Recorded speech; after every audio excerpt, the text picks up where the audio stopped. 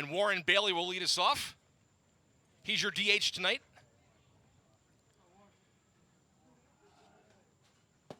And there's the first pitch, a called strike, and we are underway tonight here. 87 degrees at the start. First pitch at 6:36 p.m. Bailey watches one over the outside corner, and it's strike two, quickly 0-2. Warren Bailey playing for Shawan. He's a Norfolk product, went to Greenbrier High School. Led Shawan with a .349 batting average this year, and he is called out on strikes. Great start for Brady Wilson on the mound. Starting out with a strikeout looking of Warren Bailey. And now Jack Almeida will step in. Number 53 here batting second. He's playing right field tonight. Ball outside there, delivered by Wilson. Almeida plays for Moorpark College. He is a native of Hawaii. Takes a swing, sends a shot to shallow center. Center fielder back up. He'll call off the second baseman. Makes the catch. That's Robbie Beckner out there making the catch, and there are quickly two away for the Knights. Great start there by Brady Wilson. Again, Wilson, a member of the First Colonial Patriots State Championship team. That'll make way for Jalen Lovett, Virginia State player. Lovett's playing shortstop this afternoon for the Knights. Swing and a miss there, strike one. Lovett out of Colonial Heights, out of the Richmond area. Went to Manchester High School, and again, plays at Virginia State. Nice pitch there. Breaking ball curves back over the plate to clip the corner, and it's 0-2. Wilson looking good here in the first inning. Doesn't take much to get warm on a night like this. Wilson swing and a miss. Lovett stays alive, gets a piece. The count remains 0-2. Top of the first here, Greenbrier Knights, Virginia Beach Valor, here from Plaza Little League in Virginia Beach. Lovett, a senior at Virginia State, up in Ettrick, which is just outside of Petersburg. Wilson could not get him to chase on the inside pitch. Runs the count to 1-2. Lovett will now try to work himself back into the count here. 2 out, nobody on here, top of the first. Wilson delivers. Swing there, sends a weak grounder there to third base, scooped up, fired over, and it's a 1-2-3 inning for Brady Wilson. As the three hitters sat down in order, 1 strikeout there for Wilson. Score after a half inning, Knight 0, Valor coming up. Zach Staten, what's the mood down there like on the field, big man? Watched them in Richmond win a state championship with First Colonial. You guys. You haven't lost that form, have you? No, sir. How helpful has this been to have a wooden bat league here in your hometown so you can get a little bit of work in before you go to Hampton Sydney? Yeah, it's a big thing for me, especially like getting new experiences with wooden bats and just getting to like face college guys instead of high school now. It's definitely big for me. You kind of addressed it, but what's the biggest thing you take away from a summer league like this? Just getting more reps, keeping my arm fresh, continuing to throw throughout the summer so I can be ready for the fall. How much do you still get asked about the state title game? Every once in a while by some family members and guys like you now, I guess. So, There you go. Yeah. I understand why. It's Brady Wilson from First Colonial. Threw 105 pitches in that state championship game. He hadn't missed a beat, Mark. All right, Zach, thank you very much. Brady Wilson, it's been a lot of fun to watch him play over his high school career down there at First Colonial. As now the Valor gets set to take their swings, and they'll be facing Dallas Kali. He's another Hawaii native, one of 2 Hawaii natives here on this roster for the Greenbrier Knights.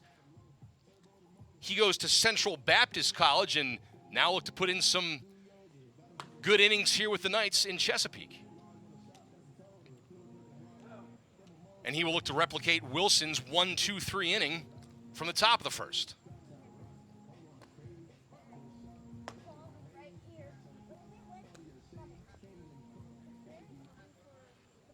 Warm-up tosses are complete. And Phil Forbes, the 5th, is going to make his way into the box, leading off for Virginia Beach here tonight. Now, Forbes not a Virginia Beach native, but he is from Hampton Roads here in the 757.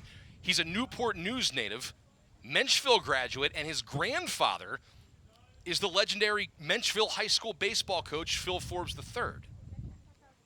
He steps in, and we're ready to go here in the bottom of the first. Swings at the first pitch, sharp ground to right to first base. One pitch, one out there for Khalil. Doesn't get much easier than that, and Forbes is quickly retired.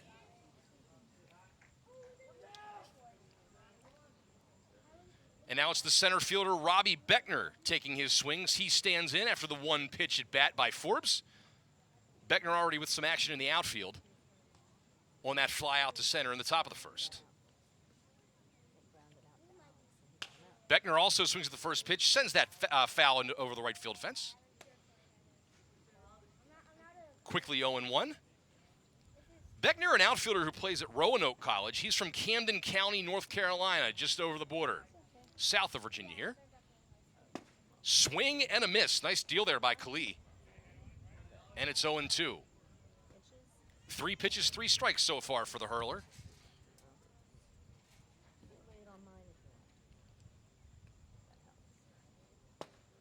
And that falls back over the plate, and that's a 3-pitch strikeout of Robbie Beckner. Dallas Khalil on fire to start the game. Great pitching here. And now Mason Nance will try to get our first hit of the night. The game is young, though, so still plenty of time. Nance playing shortstop tonight.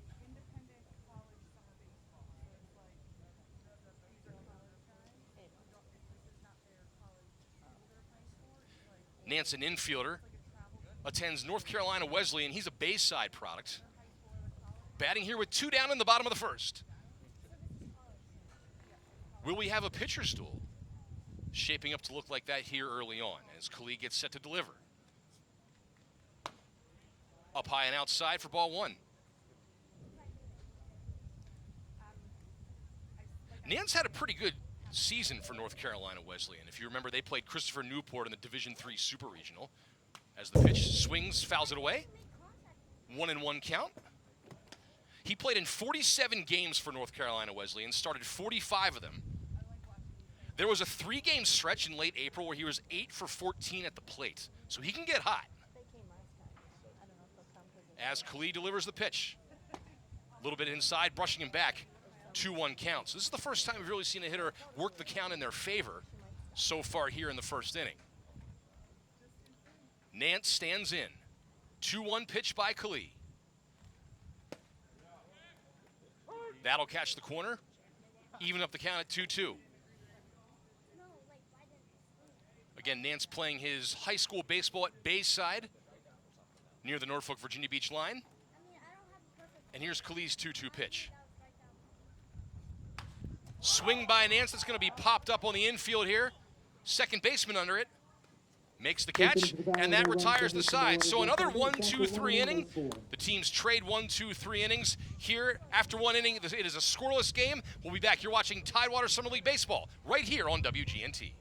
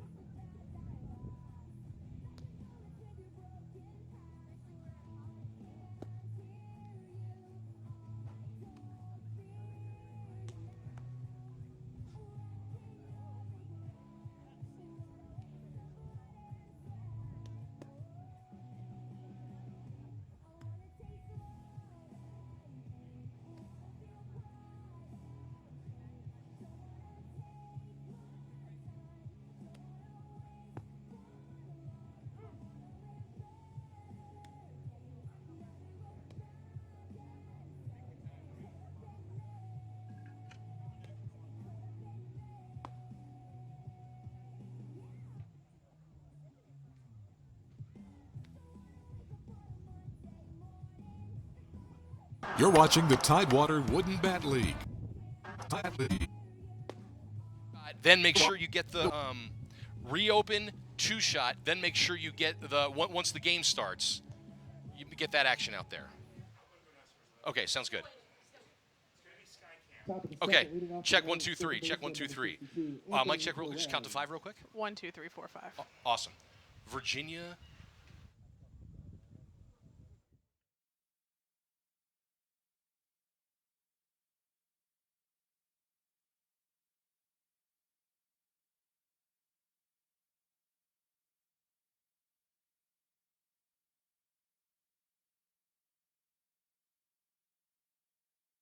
You're watching the Tidewater Wooden Bat League, presented by WGNT 27. Tonight's matchup, Virginia Beach Valor versus Greenbrier Knights, sponsored by D-Bat Virginia Beach. Get your game on.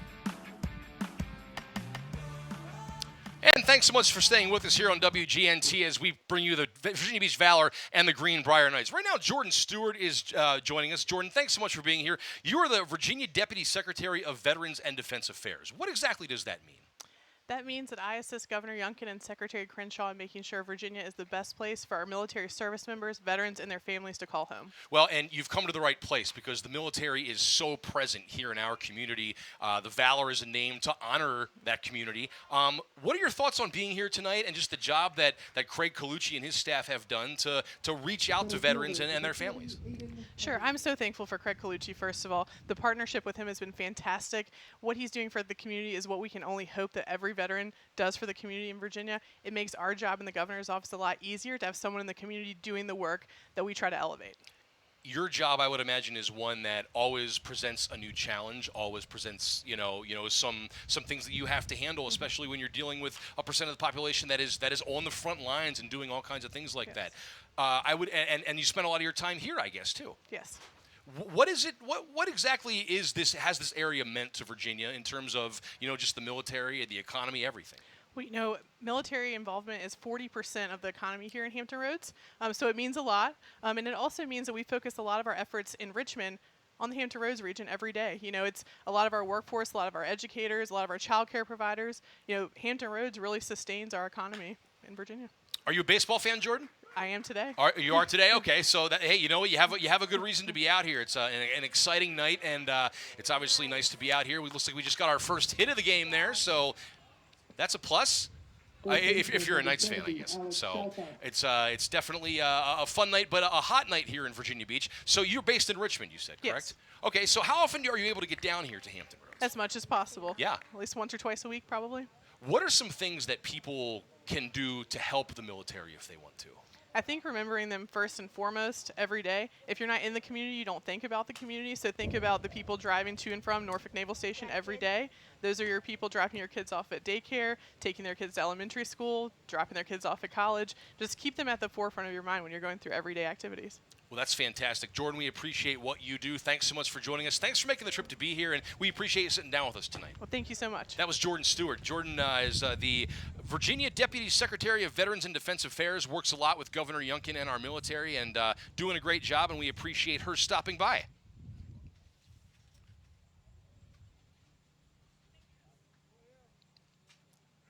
We pick up the action here.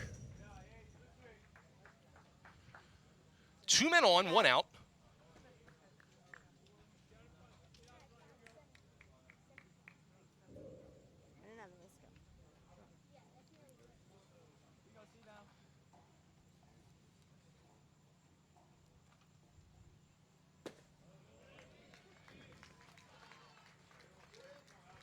There's another strikeout by Wilson. Catcher, number 48, Alex Gomez. And now Alex Gomez stepping up to the plate. Old Dominion player out of Rutherford, New York. 2 on, 2 out. The Knights trying to strike first here in the top of the second. Wilson delivers. Nice pitch there. Falls over the plate for a strike. Gomez was second-team All-State in high school. His brother is Jacob Gomez, who was a pitcher, also at Old Dominion. He just signed with Atlanta as an undrafted rookie free agent. Wilson chases the runner at second back. Anthony Perez on at second. Aiden Cunningham, the runner at first. With Alex Gomez at the dish. Looking for a clutch hit to bring in the first run of our game this evening. A little bit outside off the plate there for Wilson's pitch. That makes the count 1-1.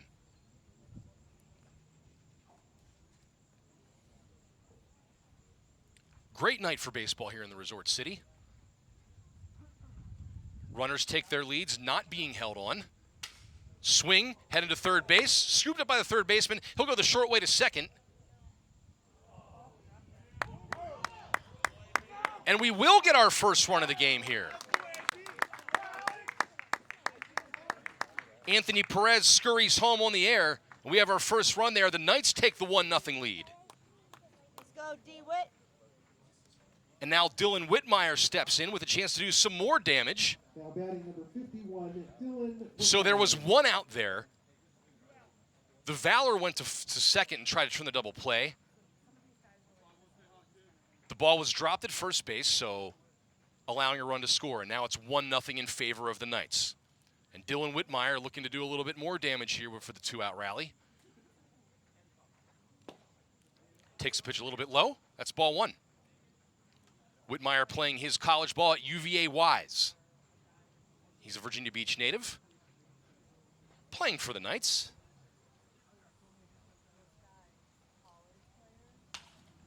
Whitmire with the squibber to second base, scooped up. They'll go the short way, and that'll retire the side. But the Knights do get on the board. Take a 1-0 lead here in the top of the second. There was one error and one runner left on base. So after the error that allowed the run to score, it is 1-0 here as we move to the bottom of the second. So after some clean inning by each pitcher in the first inning, Brady Wilson able to limit the damage a little bit there. Only one run coming across after the first two men of the inning reached. And now the Knights take the field, looking for a quick inning and get back in their dugout with the lead.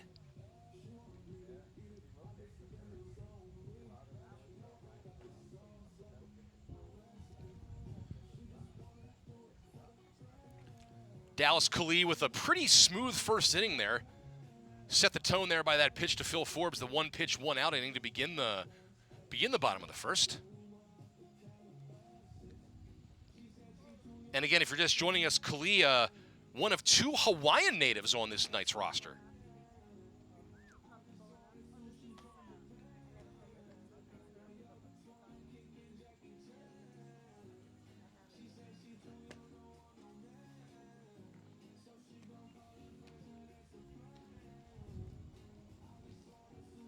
So again, this is the inaugural season for the Virginia Beach Valor, and about 85% of the roster is made up of Virginia Beach natives, which is great because all these guys we were talking to said they either played with or against each other throughout high school, so they're very familiar with each other as current teammates.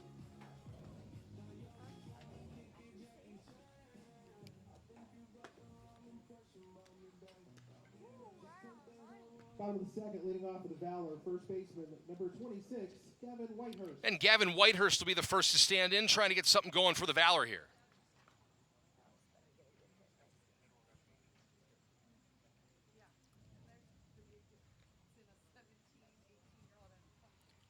Whitehurst playing first base this evening. He played for Bryant and Stratton and had a fantastic 2024 campaign as he watches strike one clip the outside corner. Whitehurst hit .355 in 44 games played.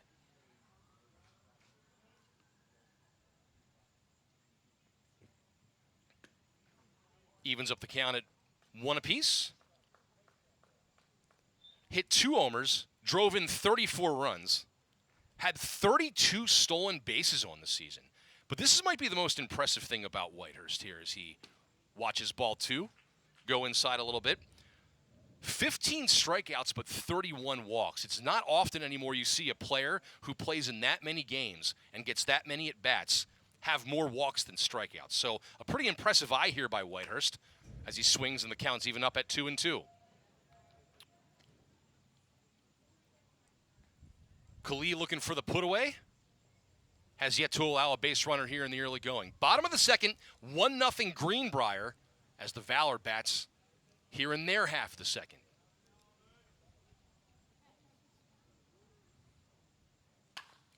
Swings, what a play there. Nice pick by the pitcher, Kali. Underhands it for the first out of the inning, and there is one down for the Valor. That gets by him. That goes up the middle for a base hit into center field, but Kali right there using the glove work. And Dylan Northup's going to bat. Third baseman tonight, another First Colonial guy. Bats from the right side. Watches strike one go over the plate, and it's 0-1. Northup was the MVP at First Colonial his senior season and made all-region first team, so he knows about success. Little outside for ball one. Watching Khalil pitch there, has that little Tyler Anderson-like hitch, if you know him from the Los Angeles Angels. Kind of hesitates there. Moves the leg a little bit. Northup gets a piece, and that takes the count to 1-2. 320 down the lines here at Plaza Little League. 380 to straightaway center, right there by the flagpole, and 350 into the alleys. Northup, a Mary Washington player. And he'll swing and send this one to center field. Center fielder coming in on it, losing the hat, but makes the catch, and there are two down here. Catcher, number 11, Nick Simmons.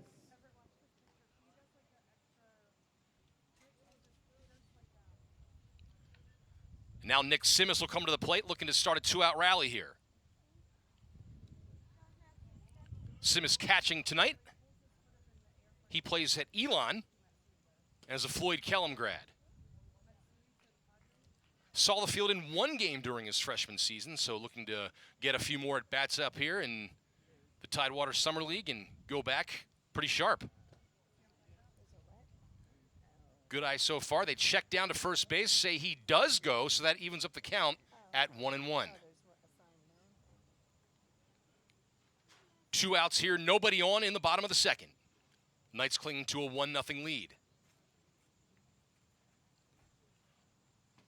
And he gets hit. That'll be the first base runner. Pegged him in the top of the leg there, it looked like. And Simmons will trot down to first base. Left fielder, number 1, Mecca Hicks. And the Valor has their first base runner. And now Mecca Hicks will step to the plate. He's getting ready to start his college baseball career at Stillman College. He's another Virginia Beach native, Kempsville High School graduate. And now he looks to keep this rally going. One man on first, Simmons leads away.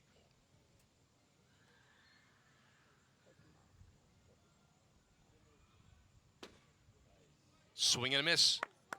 The high fastball, it looked like. Quickly 0-1.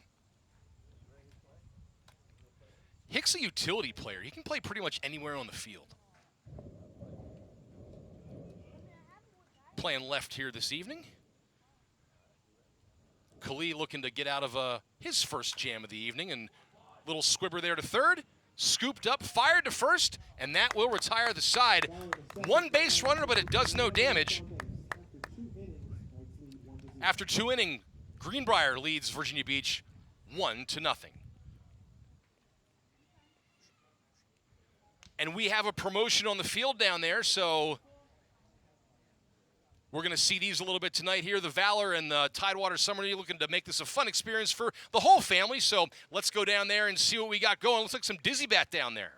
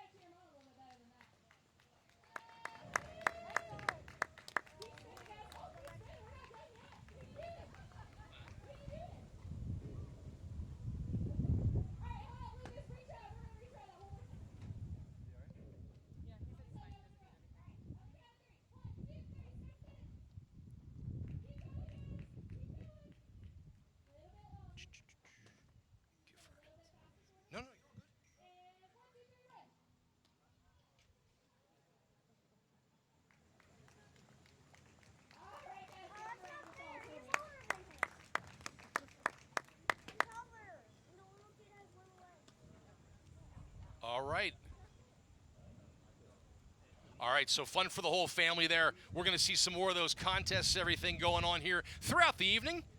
And we are ready to start the top of the third. And Colin Gifford will stand in. Brady Wilson finishing up his warm-up tosses here.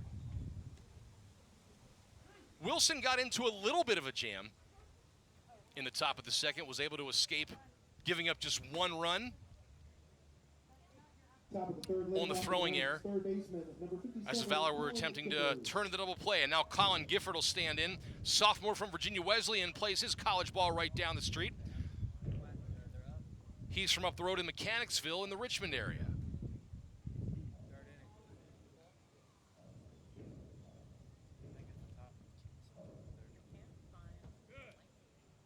Good eye there by Gifford, taking the first pitch as a ball. Wilson kicking off his third inning of work. First Colonial grad. Fires to Gifford, who will watch ball 2 go over. And he has a hitter's count right now at 2-0. Gifford saw time in 14 games back in 2023, making 10 starts. Clips the zone for a strike. And that makes the count 2-1. Wilson trying to work back into it here. Shadows starting to fall over the field here. And now Gifford in a great spot at the dish with a 3-1 count. Sun shining there in right field, but everywhere else is pretty much in the shade here. And Gifford watches ball 4, and he'll take his base to lead off the top of the third inning. And Chase Matrizik will come up and look to do some more damage.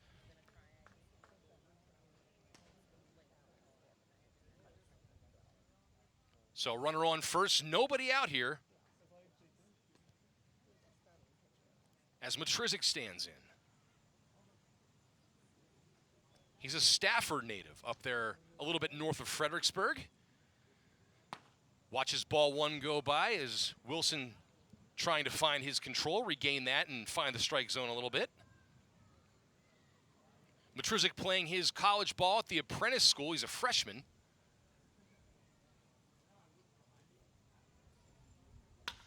As he gets a hit there, drops it into the right field.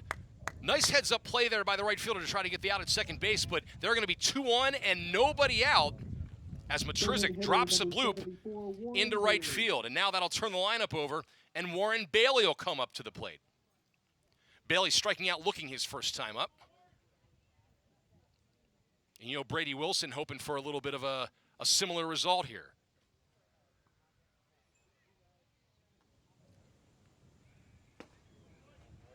They're getting a first pitch strike for the first time this inning is Wilson. Bailey, a Granby graduate, as he stands in. Again, led Shawan with a pretty impressive offensive season in 2023. Check this out. During that 2023 season, he hit .349, a .983 OPS, hit 8 home runs, and drove in 24. So 2 men on, nobody out as the Knights look to add to their 1-0 lead here in the third. Wilson delivers. Clips the outside corner for a strike, and it's going to be 1-2.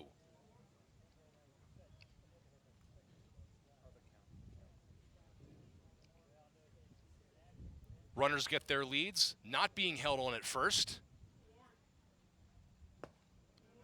And that's going to be a swing and a miss, and for the second time tonight, Bailey goes down as a strikeout victim. So that's the first out of the inning, and now Jack Almeida stands in. He's 0 for 1 and flew out to center field his first time up back in the first inning.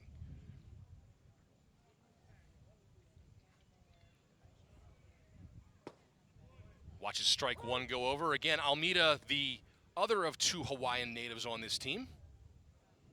Asking the ump there if it clipped the bottom of the zone. If that's as low as it'll go. 2 on, 1 out here in the top of the third. Wilson delivers. Swing and a miss there. So it's quickly 0-2 there to Jack Almeida. Plays at Moore Park College, an outfielder and utility player. Hit 1 round tripper in 20 games played this past season. Wilson checks the runners. Nice job staying alive there by Almeida. Count remains 0-2 there as Wilson, after putting the first 2 runners on, Now looking to get his second strikeout and put himself in a pretty good spot to get out of the inning with some limited damage. And there it is. He'll watch it go by. Strike 3, the second consecutive strikeout by Wilson, and all of a sudden he's 1 out away from getting out of this inning with no damage.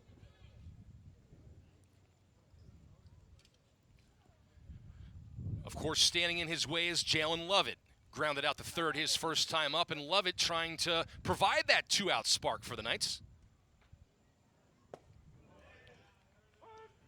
And after struggling to find the zone here during the first 2 hitters, Wilson certainly has regained his control.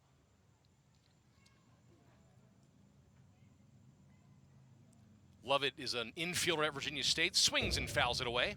Plays a little second, shortstop, third base, so can move him around the infield, can his head coach. Tonight he's playing short.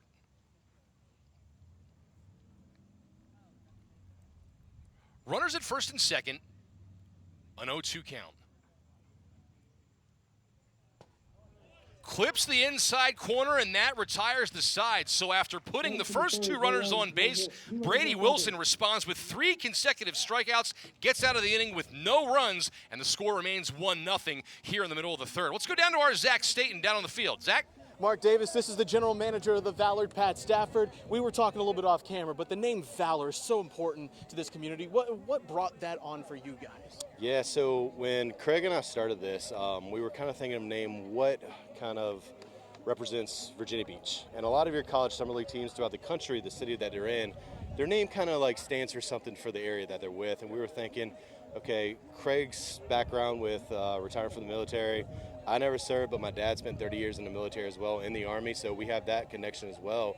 So with that, as many first responders, but majority of our population is either military or government workers and contractors.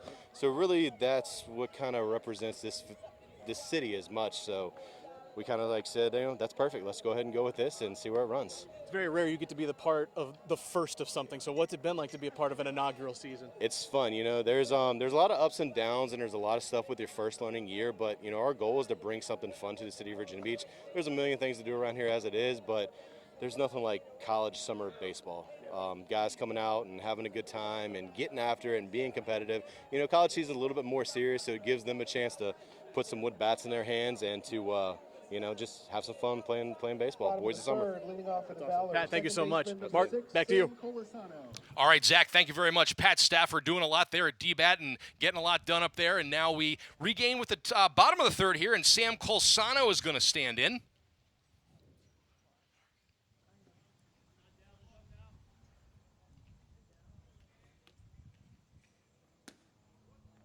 Watches the pitch go outside.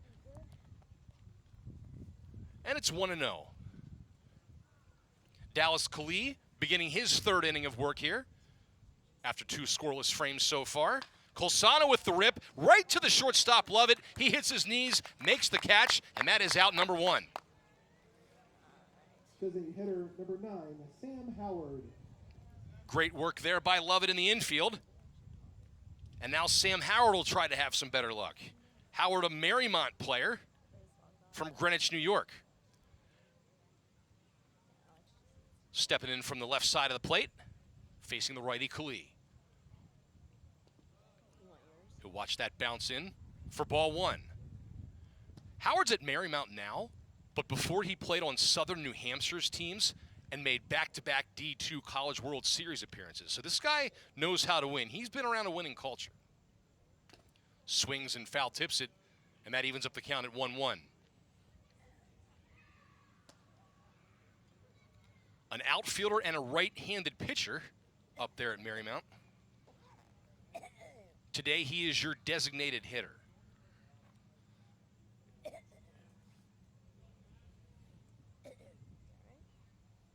Swings with the sharp grounder to second, scooped up and throw, and that's a 4-3 put out for out number 2.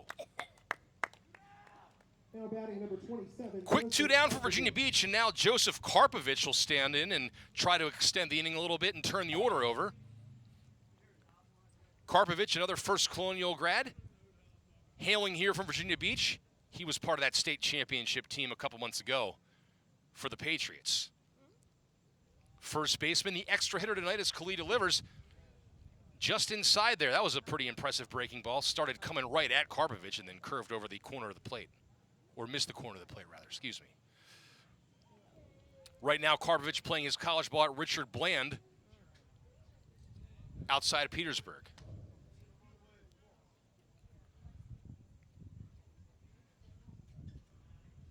Two down, nobody on here in the bottom of the third. Greenbrier leading 1-0 over Virginia Beach. Klee misses the corner, can't catch it. And that sends the count to 3-0. Karpovich in danger of allowing his first walk here, or Klee rather. Yeah. Tricked a little bit was Karpovich running down to first base, but called a strike. And Klee trying to get back into the count here.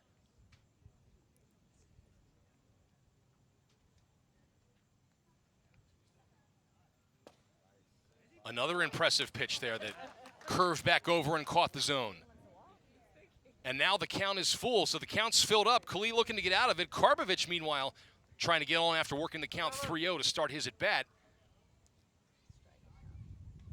And that pegs him, so the second hit batter for the Valor.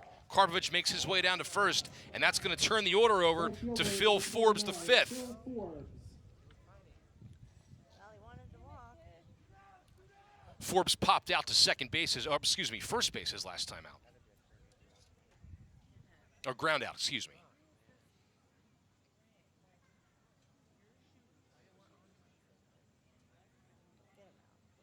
Forbes is a little bit of everything for VCU. Pitches and plays the outfield.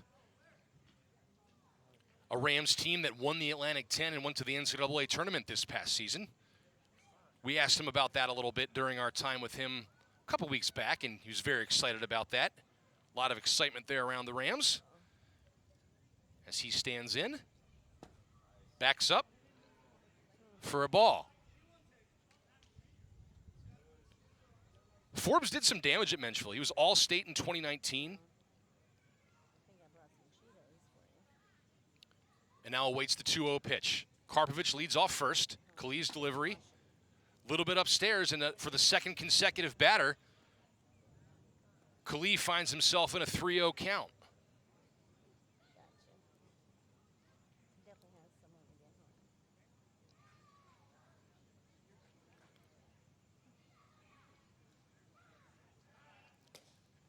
Look to first, chases Karpovich back.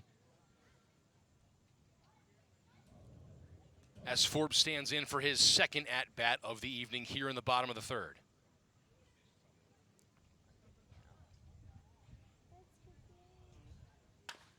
Swing, tapper there to short. Lovett fields it, throws.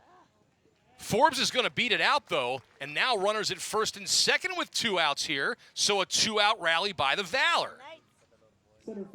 And Robbie Beckner stands in with a runner in scoring position and a chance where a base hit can even up this game. You got this? Beckner struck out his first time up. Yeah.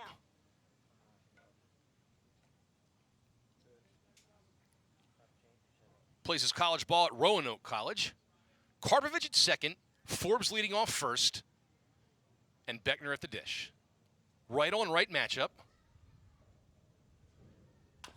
And there's another tapper. It goes under the third baseman's glove. Karpovich overruns the base, but it looks like he gets back safely. So that's going to set up a bases loaded situation with Mason Nance with a chance to do some damage. Yeah, that was a tapper that looked like it might be a tough play. He had to run in on it, did the third baseman, and could have scooped and fired to first, but the ball going right under his glove. And then Karpovich obviously making the turn. Heads up play by the third baseman to pick it up and try to get back to third base and get the out, but to no avail. Karpovich beating him back. And now the base is chocked full of Valor and Mason Nance, a chance to do some damage. Nance, a Bayside product, plays his college ball at North Carolina Wesleyan. Swings at the first pitch. Sounds like a broken bat almost. That'll get to the third baseman who will scoop it up. Just take the short way, step on the bag to end the inning. Good job. So the Valor load the bases but cannot push across the tying run. After 3 innings, Greenbrier leads Virginia Beach 1-0. You're watching Tidewater Summer League Baseball here on WGNT. 1 error and 3 runners left on base. After 3 innings, Knights leads 1-0.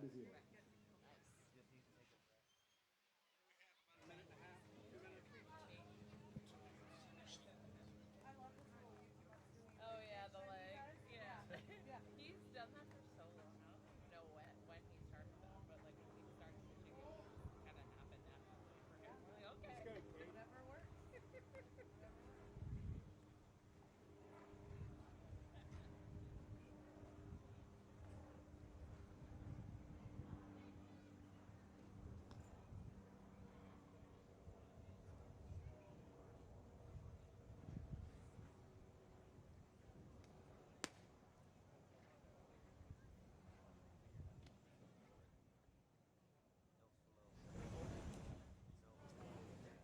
Your attention, please. New pitcher for the Valor is number 28, David Fall.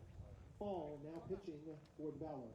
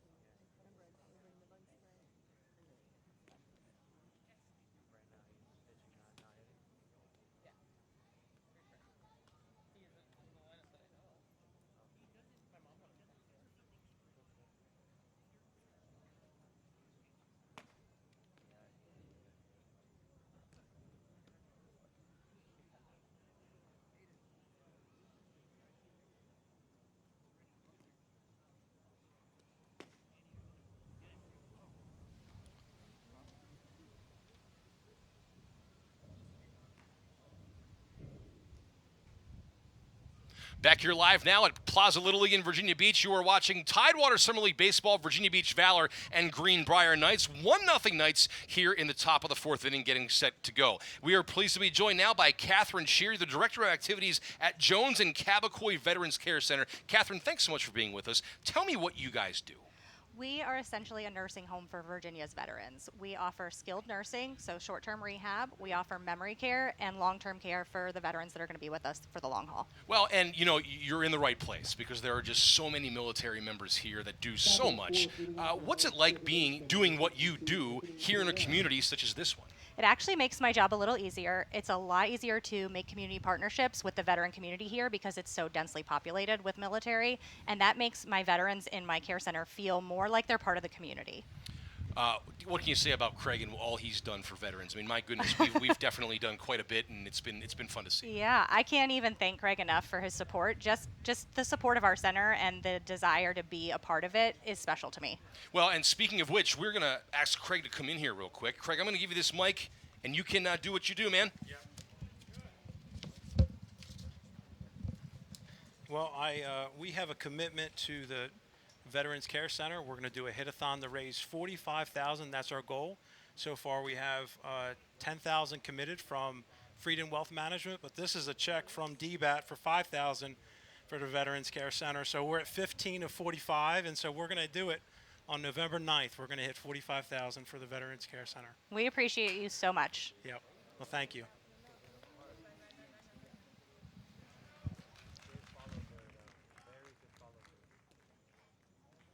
Catherine Shear, guys, thank you so much. That's great. The way the military community supports each other in our community is nothing short of fantastic.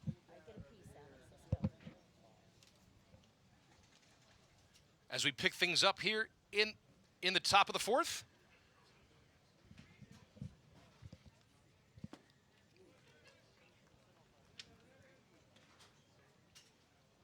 Aiden Cunningham batting now.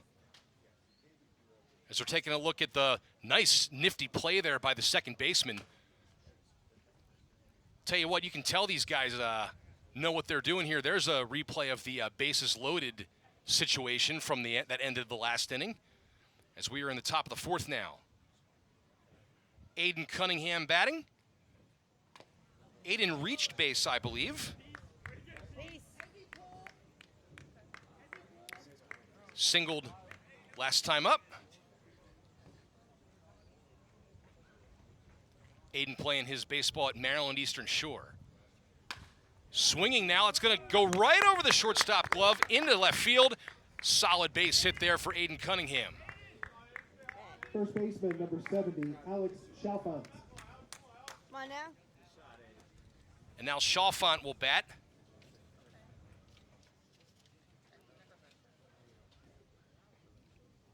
With a runner on and one out.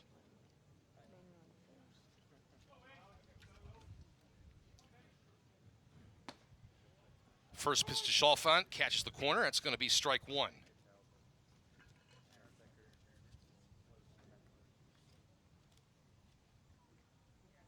There's a rip. You see the hit there by Cunningham. Sharp single there into left field. It's a one-out base runner for the Knights.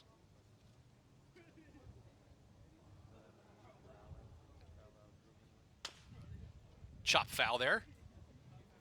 Makes the count 0-2. Let's get you familiar with the new pitcher for Virginia Beach. That's David Fall, a sophomore at Virginia Wesleyan. Another First Colonial guy. So if you're a First Colonial Patriots baseball fan, get out here and watch the Valor because you're going to see some familiar faces. Fouled away, back behind us. Win another. Let's go. And it's still 0-2. Fall made 7 appearances for the Marlins in 2024 as a freshman. Picked up 6 strikeouts, so has some Ks on his ledger for his college career. The left-hander there pulls the string. Catcher, number 48, Gets the Alex batter to go Gomez. and tallies the strikeout.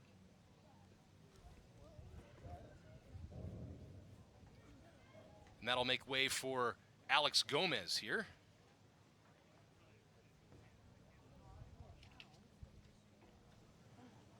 Gomez batting for the second time tonight. Grounded into his fielder's choice his last time up. Batting with 2 outs now. As Fall's pitch clips the corner. I think I mistakenly identified Fall as a lefty. He is in fact a right-handed pitcher. I'm looking right at him, so sorry about that. My apologies. Home plate up's going to say Gomez went around. And that's going to make it 0-2. Cunningham at first base after a 1-out single. Sharp single to left, just out of the reach of the shortstop. Now, Fall, a new pitcher. We're going to start to see some other players being rotated in here. One of the points of college the Wooden Bat League. Look at that first move. Holy cow! That was a heck of a jump by Cunningham. All for naught, though, because it's a foul ball, but my goodness. I'm not sure Fall had even started his step there before Cunningham made that jump and took off. He was safe by a mile had that not been a foul ball. And count remains 0-2 here by Gomez. Gomez, an ODU catcher out of Rutherford, New York. Second team All-State during his high school days and looking to carry over that success to the college ranks. Fall holding Cunningham on, and quite frankly, I would too after that jump he got a couple pitches ago. My goodness. He was at second base before you could say second base. I was told you were on TV a lot, so I understand everything. Oh, there you go. Ripped. Gomez drops a single into center field. And we have a 2-out rally here by the Knights. 2 on, 2 out after the single by Jacob Gomez. So starting to hear those crack of the bats here in the top of the 4th by the Greenbrier Knights. And now Dylan Whitmire steps in with a chance to double the lead for Greenbrier. The entire field now in shadows here. A really pleasant evening despite the humidity here in the resort city. Brushed him back a little bit with the fastball. It's going to be ball 1. Each pitcher has faced a little bit of some traffic tonight, but for the most part able to fend it off. That the third baseman goes the short way, steps on the bag, and that retires the side here in the bottom of the 4th. Top of the 4th, excuse me. 2 hits and 2 runners left on base. So 2 more runners left on by the Greenbrier Knights as we go to the bottom of the 4th. Greenbrier continues to hold that 1-0 lead. So we've heard from some Valor players, and I think Zach Staten's down there in the Greenbrier dugout. Zach, what do you got for us? That's right, Mark. You've talked about it a couple times now. We've got a couple Hawaii natives on there. One of them is Dallas Kaili. He's the starting pitcher for Greenbrier. He from Hawaii, played college ball in Arkansas, and you're here in Norfolk. How's Yeah, I don't know, man. I just, I think it's a blessing, to get to travel all around the world, play the sport I love, you know what I'm saying? But, I'm just here in the moment, play with all the way in Virginia, just getting it, just getting at it. What have you taken away from summer ball here in Virginia? The talent, for sure. Talent's a whole lot greater out here in the States, in the mainland, should I say. Back at islands, everything is everyone wants to get out. Sure. That's the goal, everyone's stuck on the island, So, I'm just taking it all in right now, for sure. Dallas, we'll let you go warm up. Thanks so much, man. Appreciate you. Appreciate you. He's from Hawaii, plays ball in Arkansas, Mark. Well traveled here, Dallas Kaili. All right, Zach, thanks very much. Really cool to hear the stories about these players, no doubt. Dallas Kaili is still on the hill, picking up the ball for his 4th inning of work here, trying to preserve a 1-0 lead. And again, for those of you who are just joining us, you're watching Tidewater Summer League Baseball. And this is really a chance for the college players to get out, take some swings, get some extra work in during the offseason to go back a little bit sharper to their college programs. And, for the most part, I think the Cape Cod League is the one that's the most widely recognized and the one that everybody is, I believe you need an invitation to get there. But that's the one that everyone's striving for in the summer, to go up there to the Cape and get your swings in against the best. Tidewater Summer League, been around for a long time, and I know Craig Colucci and Pat Stafford are putting their heads together to try to really do a lot with this Valor team here in its inaugural season of existence. So Gavin Whitehurst stepping in to start the bottom of the 4th inning here as the Valor trailing 1-0. Whitehurst grounding out his last time up. Swings on the first pitch right down the backhand, tried by third baseman. That's a fair ball. That'll trickle into foul territory in left field. And a heads-up Gavin Whitehurst ends up at second. We'll see if they call that a hit or an error. I would guess an error. Tried to backhand that ball, just couldn't come up with it. And now the Valor have a runner on second base with nobody out. And Dylan Northup stepping to the plate.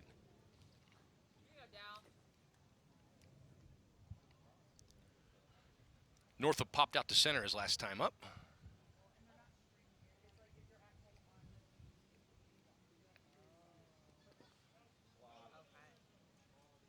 Great stop there by the catcher Gomez.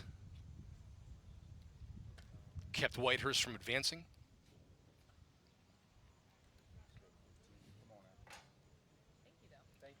Northup, one of the many First Colonial products here on this Valor roster. Batting with a duck on the pond, so to speak. And he'll watch the ball go over for ball number 2.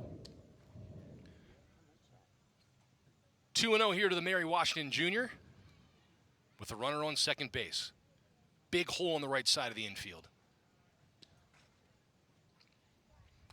He'll swing and tap it foul for strike 1. Looks like medium depth for the outfielders. Big hole there in the gap in right center. If you see Northup get around just a touch late and it goes to that gap, he could be running for a long time, and it'll tie this game up. Nobody out. Runner on second. Dylan Northup at the dish. 2-1 count in his favor. And that is a shot that's going deep, way back to left. Goodbye. Hits off the light pole, and that is a 2-run homer, up, and away for Dylan Northup. And with one swing of the bat, the Virginia Beach Valor have the lead. That was a shot right off the light pole, it looks like. And I think we knew that was going right off the bat. Northup sent this out in the hurry. Let's take another look. That was deep and way gone. Had the light pole not stopped it, of course. So a 2-run shot, and all of a sudden Virginia Beach storms in front 2-1. Still nobody out, and now Nick Simas bats. looking to keep everything going. That was way out of here. Khalid trying to recover. I don't think they have TrackMan in the truck or anything like that, do they? So we know how far that would have went, guys. I mean, I'm told that's in the works for next year as Simmons swings and fouls it off. And Khalid trying to rebound. Now how's Simmons at 0-2? Dylan Northup, a 2-run homer to left field. Narrowly missing the News 3 car. That's one of the new ones, too, I think. So we'd have a lot of answering and explaining to do to management. But I digress. Ball bounces in there for ball 1. Khalid trying to get him to chase a little bit. Simmons doesn't bite. Simmons, a catcher and first baseman for Elon down in North Carolina. Khalid fires that over, and that misses. Evens up the count at 2-2. And here we were talking about gaps in the outfield and everything like that, like Dylan needed any sort of gap or anything to get the job done. My goodness. Watches that go over, and it goes from 0-2 to 3-2 now as Simmons looking to keep the rally going here by Virginia Beach as we play here in the bottom of the 4th. Nobody out still. A little bit inside, missing the corner, and Simmons will walk down and take his base. 3rd straight batter to reach here this inning. And Micah Hicks will stand in, trying to avoid being the guy who makes the first out. Mecca's getting ready to start his freshman year at Stillman College. 2-1 as we play here in the 4th. Great night for baseball here in Virginia Beach. Nice pickoff move by Khalid there. That was great placement by the first baseman as well.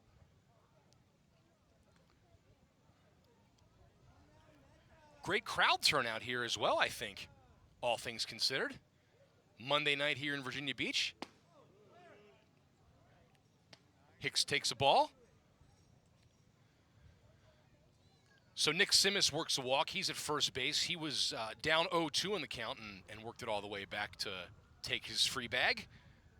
And now Mecca Hicks bats. Slightly open stance there.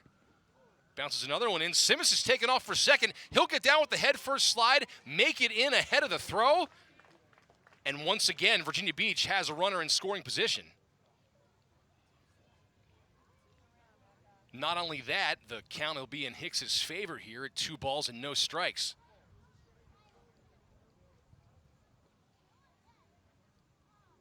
Pretty big hole there on the right side of the infield if Hicks gets around a little bit late. The 2-0 pitch catches the corner. As Khalid, here in his 4th inning of work, looks to get back into the count. 2-1 now. Simmons trying to make him pay for that walk. Tries to go right back to the same spot and does. Couches the corner, and now we're at 2-2.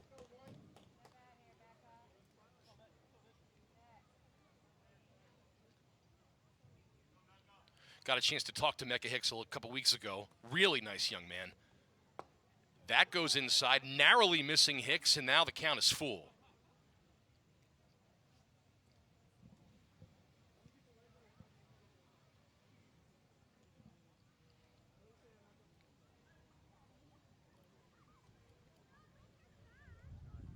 Dallas Khalid checking the runner at second and his delivery. Full count pitch is a little bit low. And that's the 2nd consecutive walk issued by Khalid. Second baseman, number 6, Sam Colasano. So Sam Colasano now bats. Still nobody out here for the Valor. 2 on, 2 already in on the Northup homer.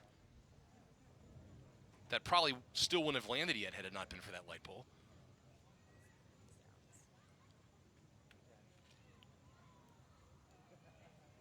Colasano swings at the first pitch, fouls it back, and it's 0-1.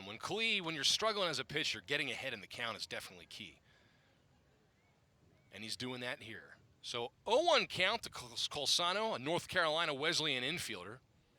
He's an exercise science major.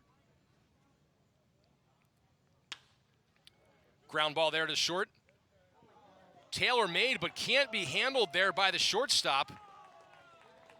Another error for the Knights, and now the bases are loaded for the Valor, and still nobody out. Designated hitter number 9, Sam Howard. So Sam Howard steps in. He was a ground out victim his first time up. Now Coach Sean Montgomery's going to have a word.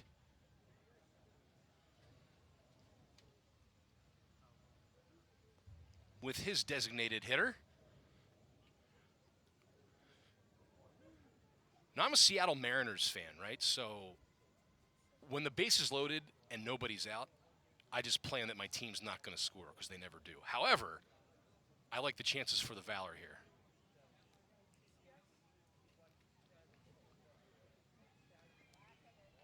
As you can see here was the shot right to short. I mean, I'm not sure if they could have turned 2 there because of how slow the ball was hit, but just eating up Lovett a little bit there at short and unable to get a glove on it and make the turn. So goes from possible 2 outs to still bases loaded, nobody out, and Sam Howard watches strike 1 clip the inside corner.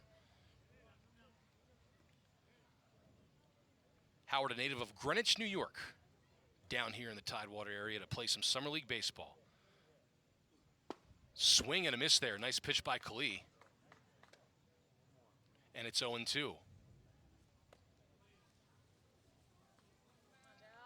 2-1 Valor here in the bottom of the 4th. Bases chucked full of Valor with nobody out. Great stop there by Gomez. Obviously, when a runner's on 3rd, a whole new set of circumstances enter the picture. That ball gets by. Not saying there's too much room behind the plate here, but it could definitely roll away. That would give Simmons a chance to score. Corner infielders playing in. Love it there, the shortstop on the grass.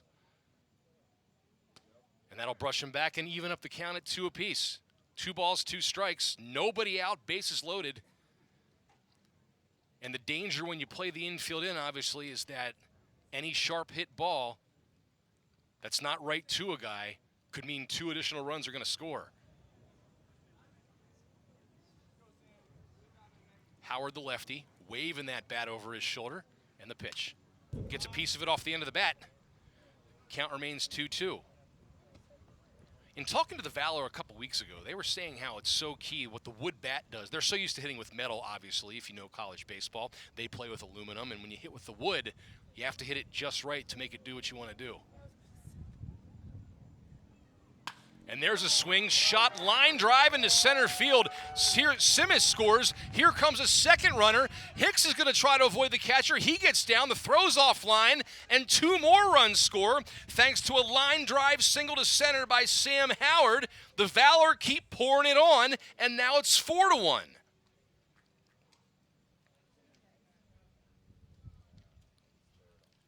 Four runs in the inning, still nobody out. And Joseph Karpovich is stepping into the plate.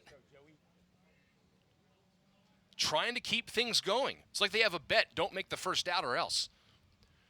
Karpovich playing at Richard Bland up outside of Petersburg. And Khalid desperately needs something to go right here and tally at least 1 out to try to get things going in the right direction. Ball gets away from Gomez. Throws going down to second. They'll get the runner at second. In the process, the runner moves up to third. Great play by Gomez. Right to perfect placement on the second baseman's glove. Gets it down to complete the tag. And so only 1 runner advances on the wild pitch. And a much-needed first out for the Knights. Now the 1-0 pitch to Karpovich. He'll swing and foul it away. Out of play on the right side. Behind the dugout there of the Valor.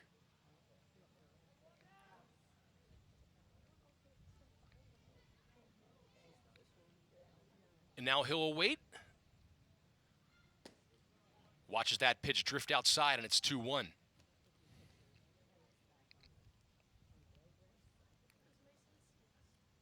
4-1 Valor here in the bottom of the fourth. 1 out and another base runner at third.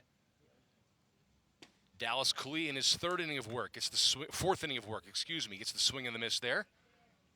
Evens up the count at 2-2.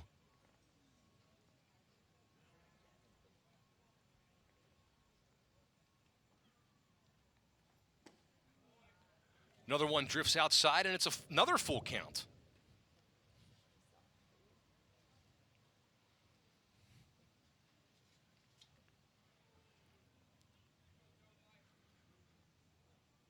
Karpovich looking for his pitch.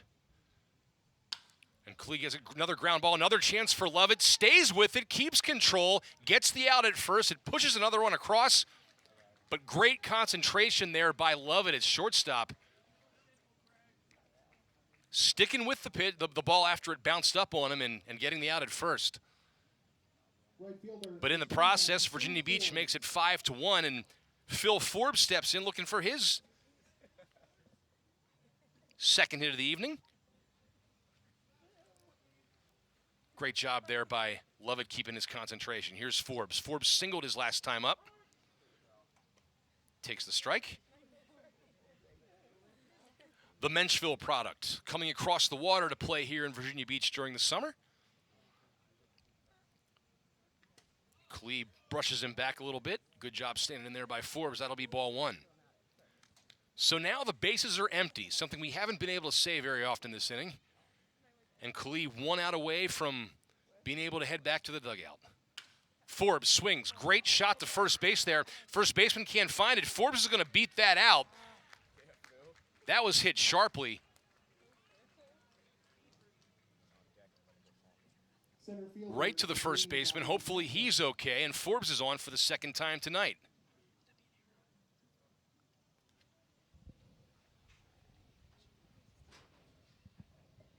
We'll see what the official scorer decides to do there, if that was an error base hit. That was hit awfully sharply.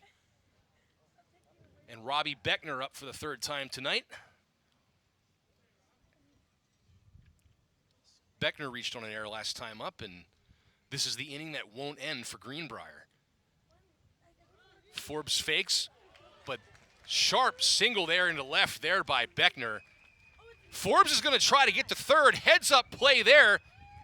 He'll get in as the ball was miffed. On the throw, Beckner will move up to second. So a solid single into left field. Forbes heads up base running, puts the pressure on him, and then Beckner moves up to second on the throw. Everything going right for Virginia Beach this inning. Will it continue to go right for Mason Nance here? Already a 5-run frame for the Valor. And runs 6 and 7 are out on the bases in scoring position.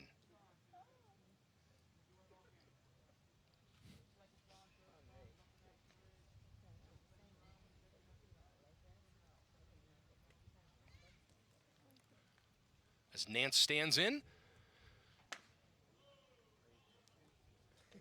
Fires it in there, but it's ball 1. Dallas Klee still on the mound trying to work himself out of this jam.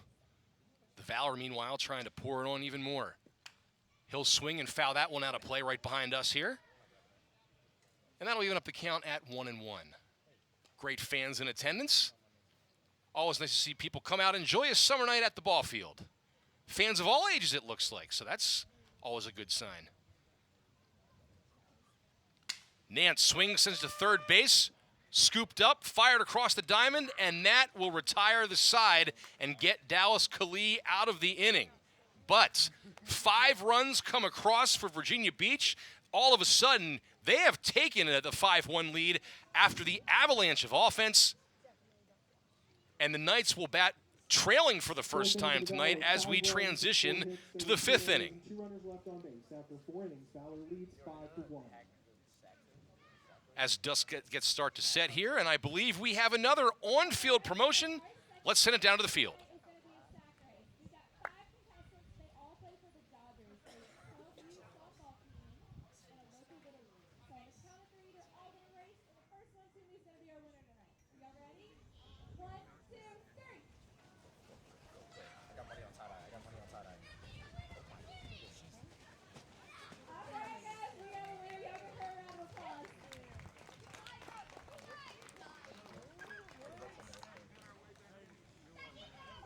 right, looks fun and also looks like something only kids should do, because that wouldn't end well if adults such as yours truly would try to do anything like that. But a lot of fun there as we get set to start the top of the 5th inning.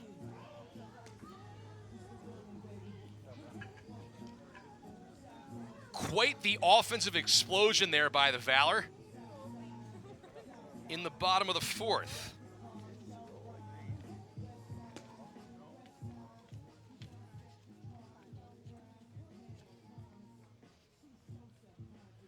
And now let's get you familiar with Ben Adams, who is the new pitcher for the Valor. Another right-hander stepping up there after David Fall's 1 inning of work. Adams, a junior. He's a right-hander from Richard Bland College outside of Petersburg. Another Virginia Beach native. He's a Frank Cox product, so a former Falcon on the mound. Getting some extra work here. He'll be a junior up there at Richard Bland.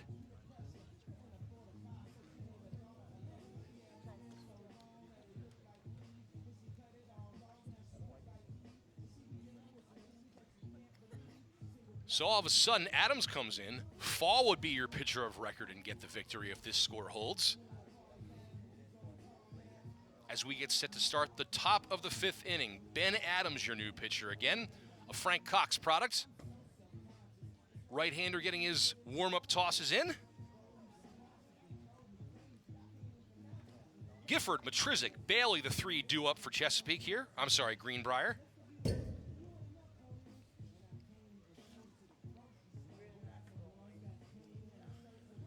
Brady Wilson starting the game for Virginia Beach. He went 3 innings and gave up 1 run.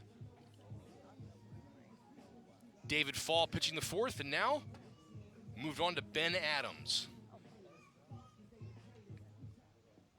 Top of the 5th, leading off for the night, third baseman, number 57, Colin Gifford. So Gifford stands in, ready to take his hacks. He walked his first time up in his first plate appearance.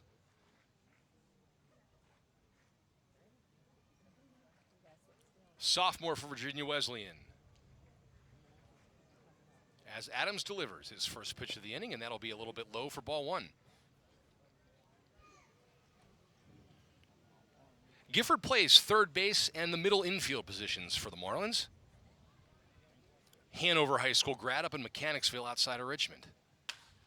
Swinging a drive there to shortstop. Great play there at short to retire Gifford. The pitcher for the Valor is number 10, Ben Adams. Adams now pitching for the Valor. And a great play out there at short. The bullet throw across the diamond there with the momentum going away. And now Chase Matrizik steps in.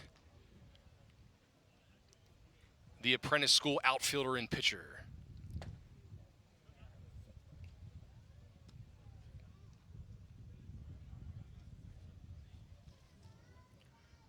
Matrizik singled his last time up. He's in left field this evening.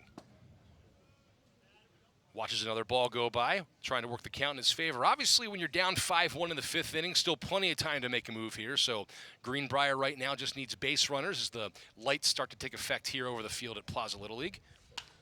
As he sends one to right, back on is the right fielder. Coase makes a shoulder high catch, and that is out number 2. So 2 quick outs here for Greenbrier. Ben Adams making his work quick. And we're turning the order over, and it's going to be Warren Bailey stepping in for his 3rd at bat of the evening. Bailey trying to put some wood on the ball here. Struck out twice so far this season. I'm sorry, tonight, this evening. A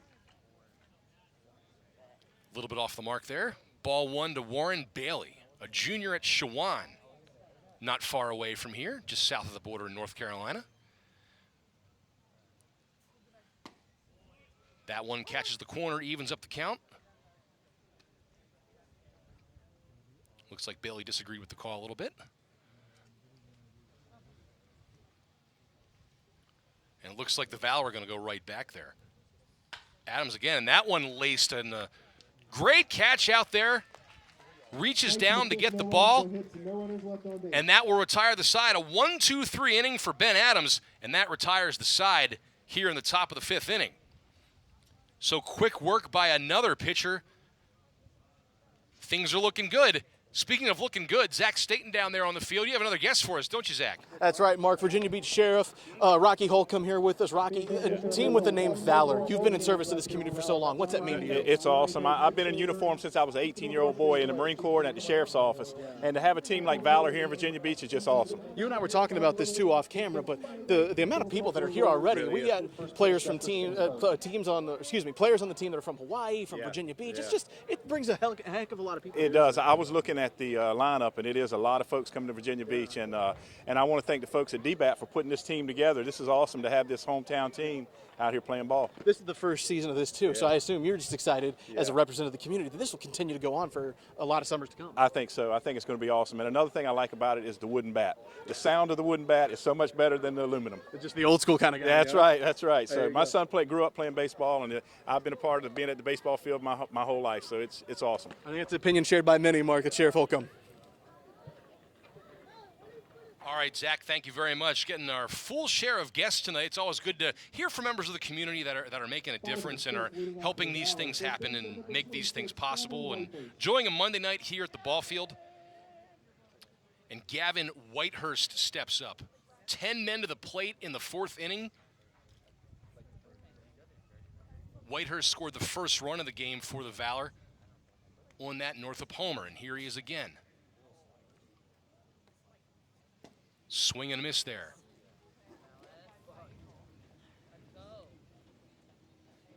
It would appear that rough inning did not sour the Knights on Kali. Back out there pitching. Bounces that in for a ball. Whitehurst plays at Bryant and Stratton. He's a junior. Greenbrier Christian grad over there in Chesapeake. And he swings, sends a ball the opposite way into right field. Right fielder under it, runs it down, makes the catch, and retires Whitehurst for out number one.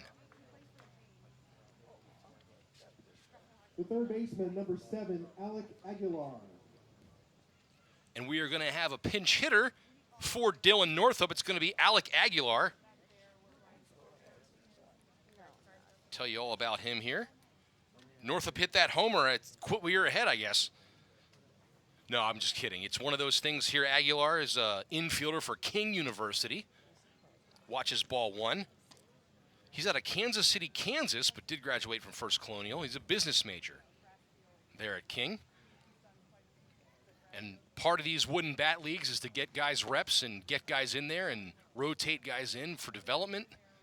So Aguilar is replacing Northup, 5th spot in the order for the Valor.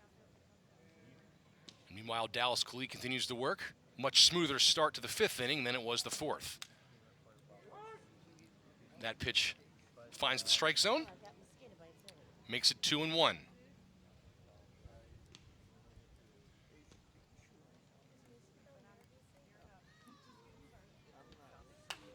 Aguilar swinging away, fouls it back behind us to make the count 2-2. Evens that up for Kali, who would very much like a quick inning after a 10-batter ordeal there in the bottom of the 4th. Aguilar out of King University.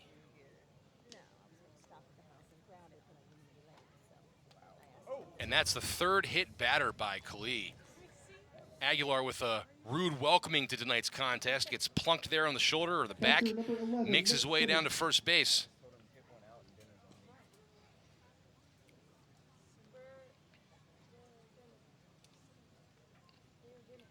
Nick Simis next up. He walked his last time up.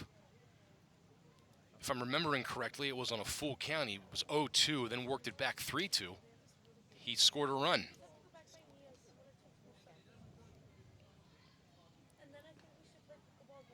So Aguilar at first, and Simis batting. Watches ball one. Come on down.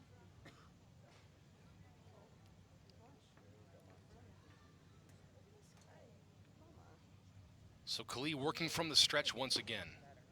Nice pitch there to pick up the strike and even the count up at 1-1. Simis, a Floyd Kellum product.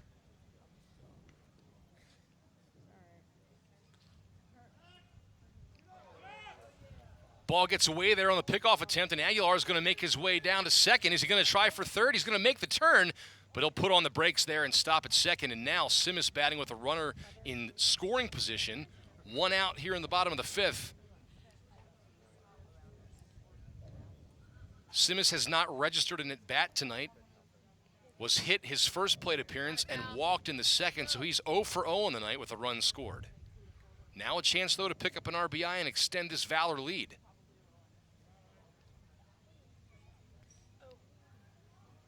There's the swing. Nice scoop up by the third baseman. Aguilar holds. Simis out at first base. Nice play there by the left side of the infield for the Knights to hold the runner there at second, and now two are down. And now the left fielder, Mecca Hicks, is going to bat. He ended the top of the 5th with a nice knee-high catch there. Running in on the ball. Let's take a look at the replay here. You can see a nice scoop up by the third baseman. Fires across, and they say if you're on second base, if it's hit in front of you, stay put. Behind you, try to get to third. Now Hicks batting with 2 outs, looking for a clutch hit after making that nice catch. They'll go back to second.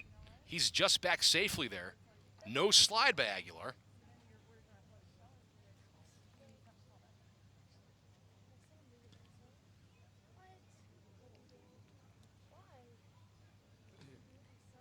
As Hicks awaits the pitch.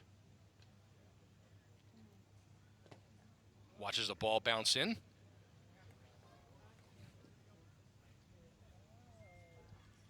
Hicks is one of the guys that said the cool thing about being on this team is the familiarity and the familiar faces in the dugout. Guys he's played with, guys he's played against in high school, as he's getting set to start his college career. Playing left field tonight. Watches another one drift outside, and the count's now 2-0. This is the 5th inning of work for Dallas Khalil on the mound.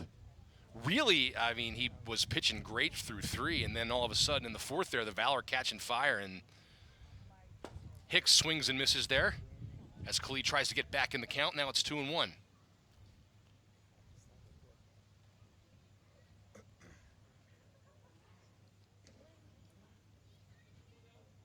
Hicks, a Kempsville product,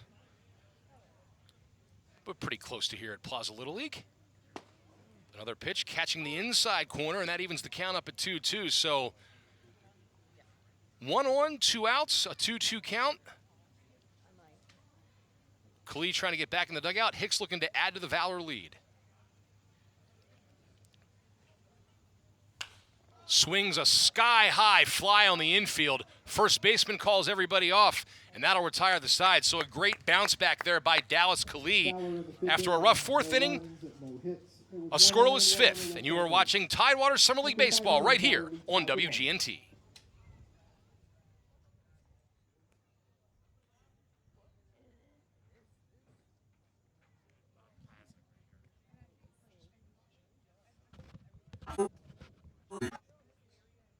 You're watching.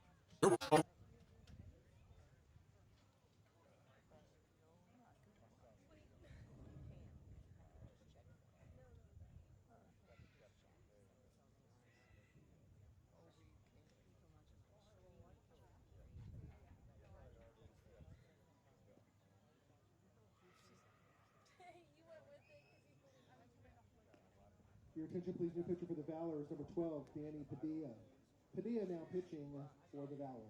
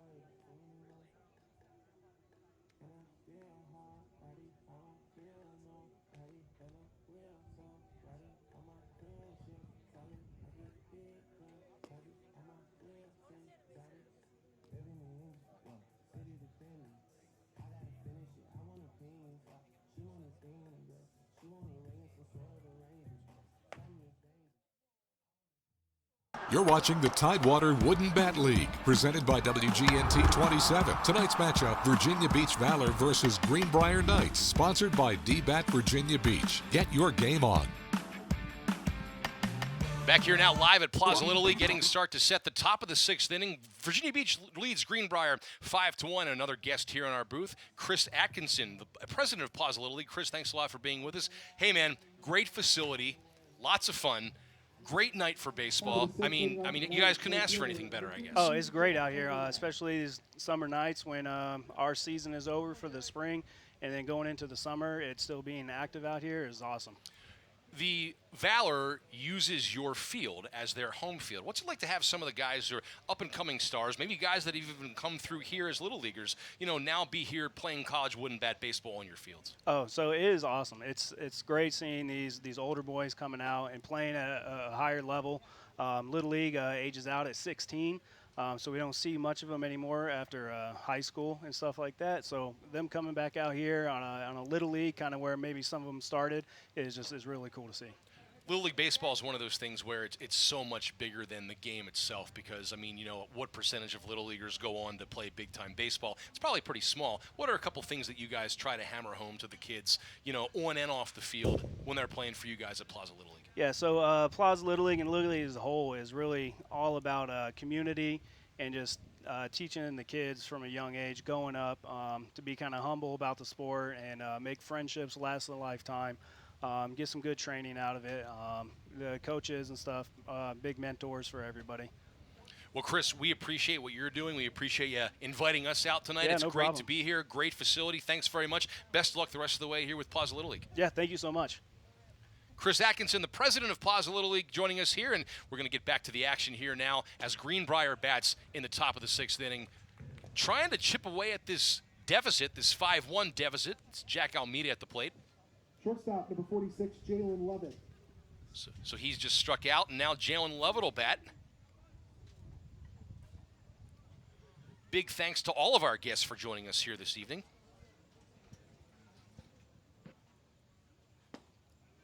Lovett watches one clip the corner, and I think that's Danny Padilla there on the mound. New pitcher here for the Valor.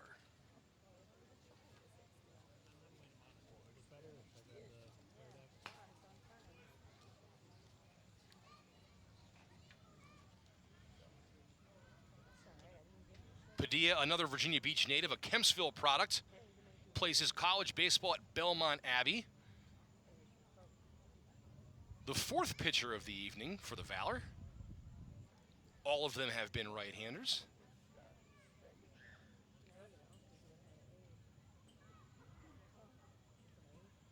Lovett stands in for his 3rd at-bat, grounded out to 3rd, his 1st at-bat, and struck out looking his 2nd time up in the 3rd. Trying to recover. Looks like he took a foul ball.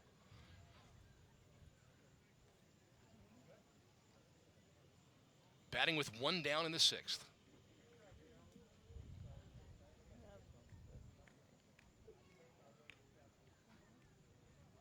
So Padilla on the mound and Hicks in left, your 2 Kempsville products. Great pitch there, came back, curved over, found the inside corner, and Lovett is a strikeout victim for the 2nd time tonight. Second baseman, number 62, Anthony Perez. And Perez will try to get something started here with 2 outs. Perez from West Palm Beach, Florida, but plays for Bryant and Stratton College here in Virginia Beach. That got his bat in. Oh, I'm sorry. So they called that a hit by pitch. Sounded like from up here it might have hit the bat. 48 in Cunningham. Unless maybe it hit the elbow guard. That could be it too. So Perez on with 2 outs here in the top of the 6th. And Aiden Cunningham batting. He had a sharp single his last time up.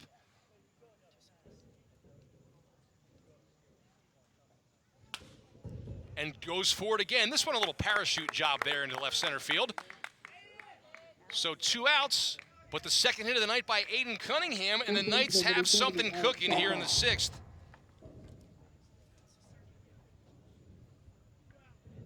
And Alex Chalfant here will stand in. So Cunningham has liked the left side there. That's his third hit, excuse me. He's now 3 for 3 on the night, 3 singles. He had that sharp one there his last time up right over the shortstop's glove, and that one a little parachute job into left center. And Chalfant now batting with a chance to cut into this Valor lead. And the count is 2-0. A righty-lefty matchup here. Padilla with his first bit of trouble during his short outing so far tonight. He's through 2/3. But a 2-out rally efforted here by the Knights, and now it's 3-0 to Chalfant.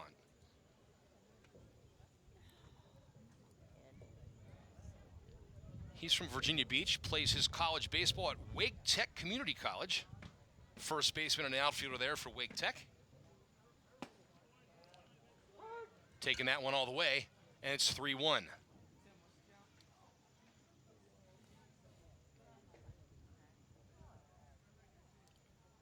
Tall hitter batting from the left side.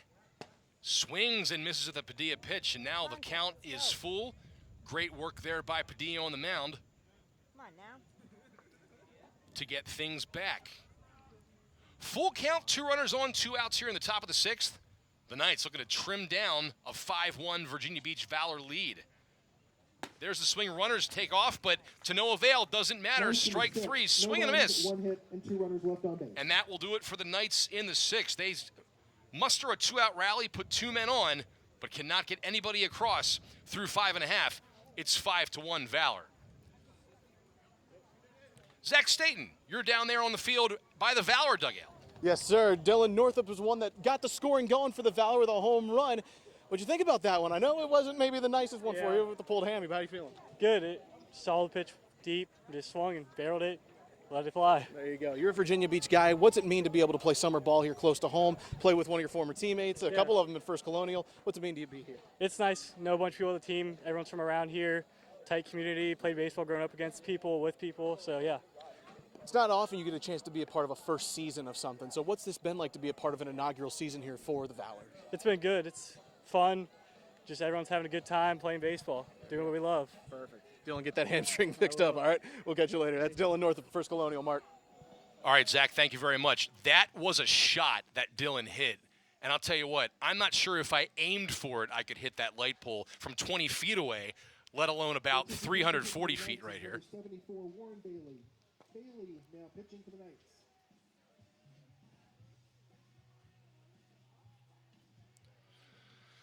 So for the first time tonight, we have a pitching change for the Greenbrier Knights, and it's going to be Warren Bailey, who's been in the lineup. He was the leadoff man for the Knights, and now he's taken over on the mound. So some double duty tonight for Bailey. Junior at Shawan. On the plate, at the plate tonight, kind of a rough night for Bailey. 0 for 3, 2 strikeouts. Flew out to left his last time at bat, but now trying to keep the Valor right here at 5 runs as he pitches here in the bottom of the 6th as the lights begin to take full effect here on a beautiful summer Monday night, late July here in Virginia Beach.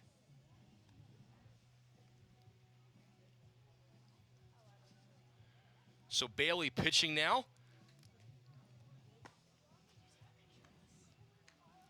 Colsano, Howard, and Karpovich due up here. And Sam Colsano will step up in, looking to get something going as the Valor look to extend this lead with Bailey on the hill. Colsano is from a town named Sandwich, Maryland.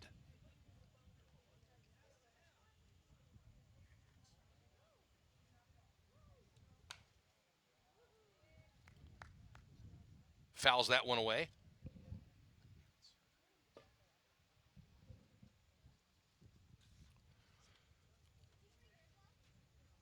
Swings and fouls that away and quickly 0-2.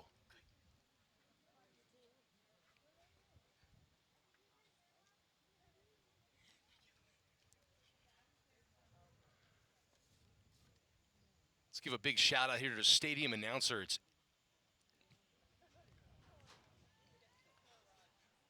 Eddie Hendricks is the stadium announcer. He's been here 40 years is what we're told, our research department.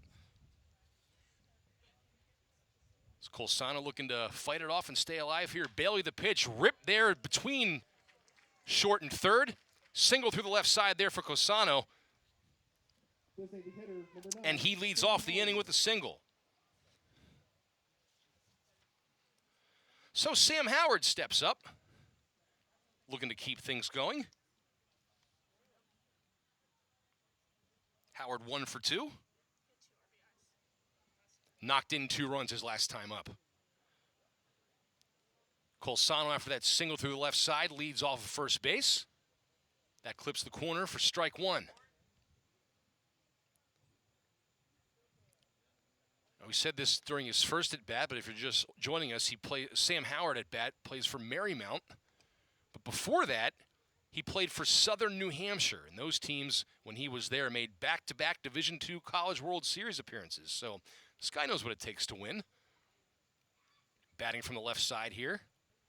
Colsano leads off first. Bailey's pitch going right to the second baseman. Might be a double play opportunity. They'll get one, and Lovett just puts it in his pocket after getting the force out at second.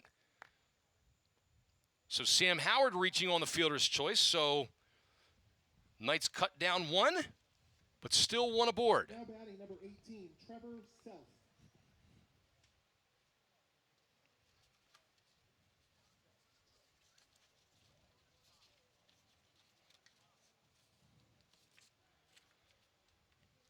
And we have a pinch hitter here, Trevor Self, standing in. Batting for Joseph Karpovich. Self, a catcher out of Eastern Mennonite. He's an Ocean Lakes product right here in Virginia Beach. Swings at the first pitch he sees of the night, and strike 1. And while playing for the Dolphins during his prep days, second team all-region in high school at Ocean Lakes. Self currently a catcher at Eastern Mennonites. A little bit off the corner there. Bailey might not agree. Nevertheless, the count evens at 1 apiece.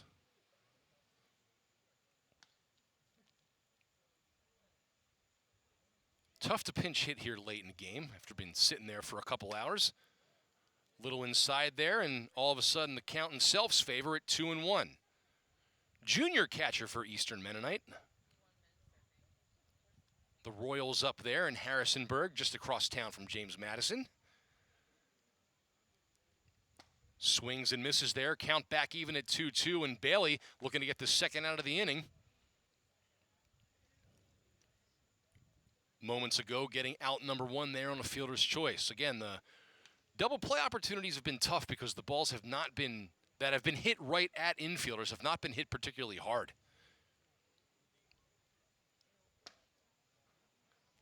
That'll run inside, skim him a little bit, and the count runs full.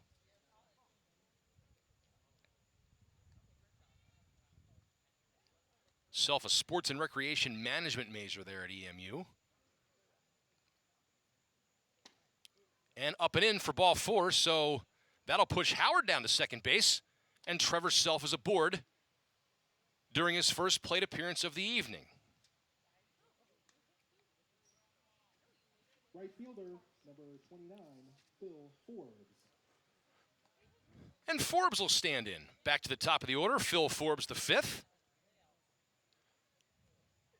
What an exciting college season for him with VCU as the Rams winning the Atlantic 10, going to the NCAA tournament, picking up a win in that regional, I believe, but just couldn't punch their way to the Supers.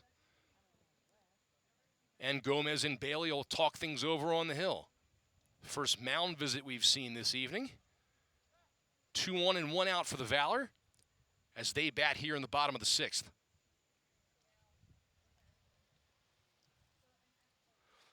Forbes making 5 appearances for VCU during the 2024 season. And again, if you're just joining us, he's the grandson of legendary Menchville High School varsity coach Phil Forbes III. Playing for his grandfather in high school was Phil Forbes.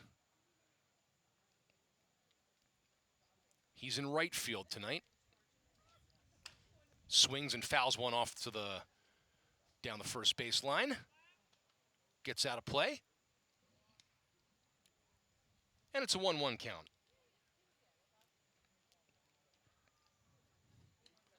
Forbes All-State in 2019 back in high school, batting from the right side. 2 men on, including a runner in scoring position. And a balk has been called on Warren Bailey, and that'll advance the runners to second and third. So it goes from bad to worse here with 1 out, now 2 runners in scoring position.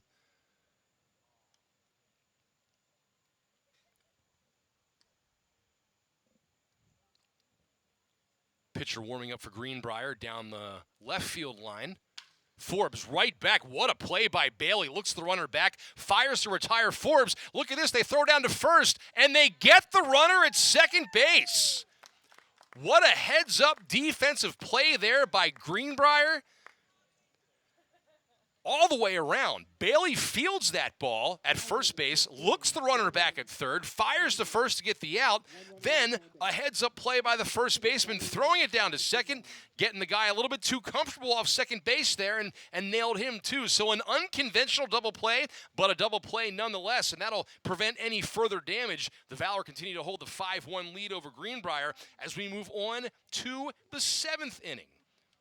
I'm going to take a look at a replay here, and it's worth it. Watch this. After the great ground ball, look at that. Great play there by the first baseman. Heads up. Not sure a lot of people would have made that play. And right now, let's head down to the field for the next promotion. Y'all got to cheer him on a little bit. Come on now. Hey.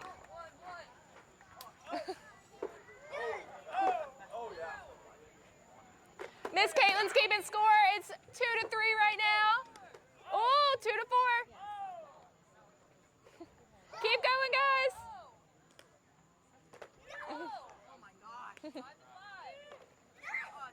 We are tied 5-5 right now. Y'all got 10 more seconds. Keep going.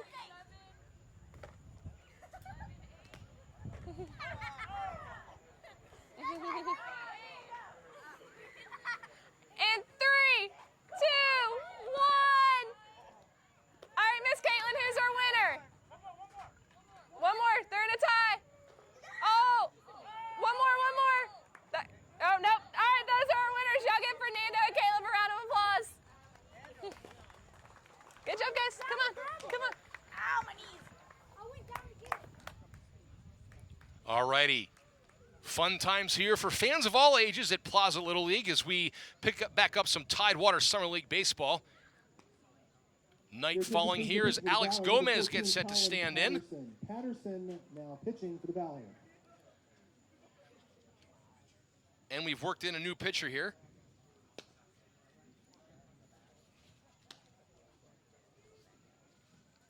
Colin Patterson now on the mound. Patterson, a sophomore at St. Mary's College of Maryland. He played his high school baseball at Norfolk Collegiate, a right-handed pitcher. We've seen the right-handed arsenal here tonight from Virginia Beach as they try to preserve their 5-1 lead as we enter the 7th inning. One big inning for Virginia Beach, and that was back in the 4th where they pushed all 5 of their runs across.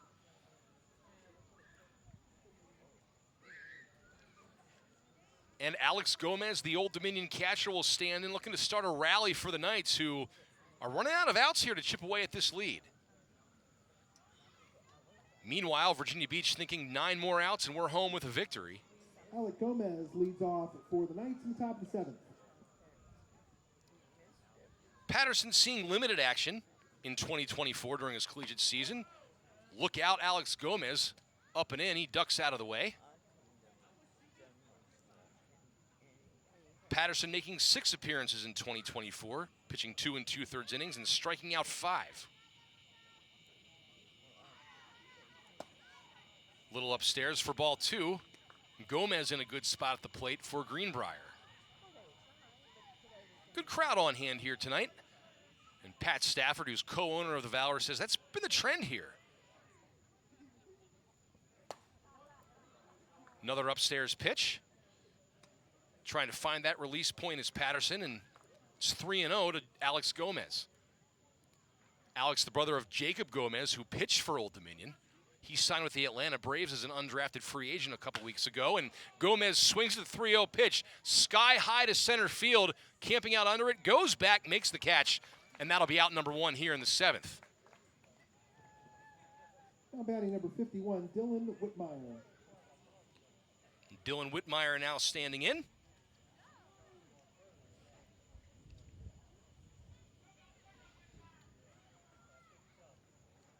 Whitmire's from Virginia Beach, but played baseball at A3 Academy down in Tampa, Florida, going down there to get some work. Plays his college baseball at UVA Wise, Division II level, I believe. It's Colin Patterson now trying to find that strike zone, 1-0. Here to Whitmire.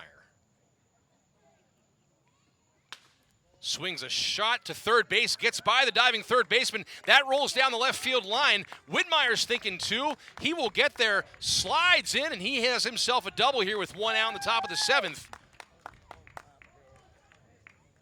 Beautiful piece of hitting right there. Just snuck it inside the third base bag, and it trickled down the left field line there. Great hustle out there and left to get to it, but Whitmire able to slide in with the double. And now Colin Gifford will try to drive his teammate home out there. Gifford watches the pitch go outside. And it's 0-1. 1-0, excuse me. Runner at second.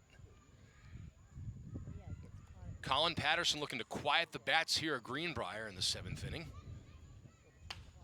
Swung on. Little nubber out there to second base, fielded. They'll get the runner at first, but Whitmire will advance to third base there. Had to wait to see if it was going to fall or it was going to be caught. But it was on the bounce there, fielded, and Gifford retired. So Chase Matrizik now batting.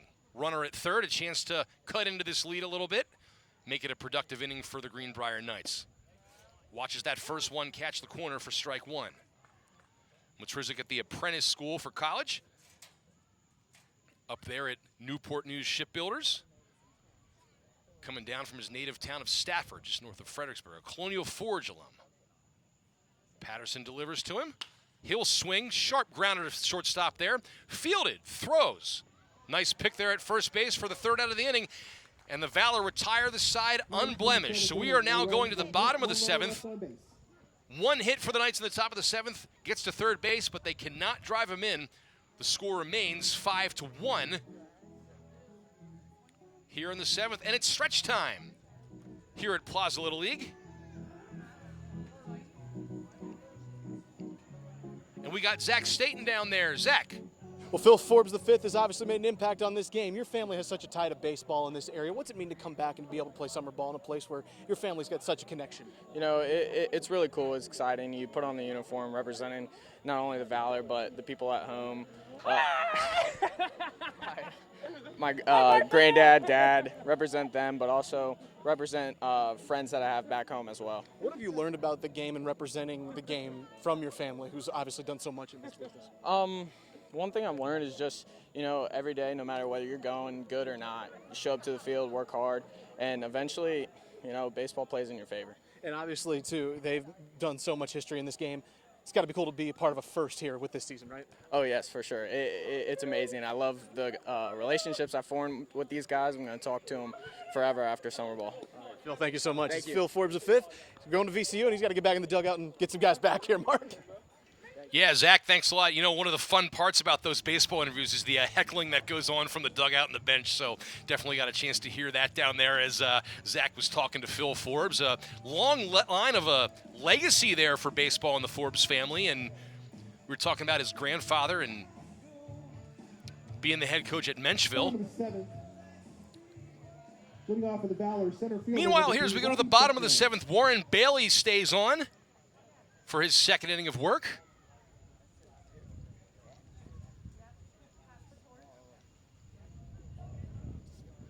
And Robbie Beckner stands in. Loud crack of the bat. That's looking gap. It's going back. It's going to fall there right by that Valor sign in left center. Beckner hustling into second with a stand-up double, and the inning starts out pretty fantastic for Virginia Beach. Lead-off double there from Robbie Beckner.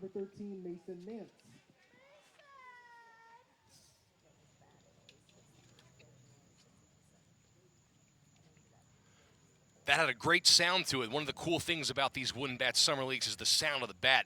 Sounds like you're at a big league ballpark here. So great hit there by Beckner, and now Mason Nance stands in looking to drive him home and extend this lead for Virginia Beach.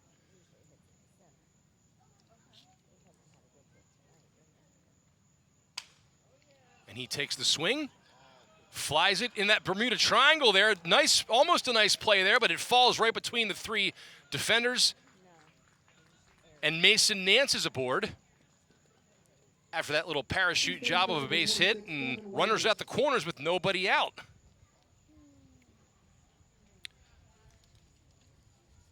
So the table is set for Gavin Whitehurst here. He flew out to right field his last time up, but didn't single and score back in that monster 4th inning for Virginia Beach. Will the 7th be another one? 2 on, nobody out, runners at the corners. Whitehurst definitely flexed the bat there during his season at Bryant and Stratton. A .355 batting average as he watches strike 1 go over.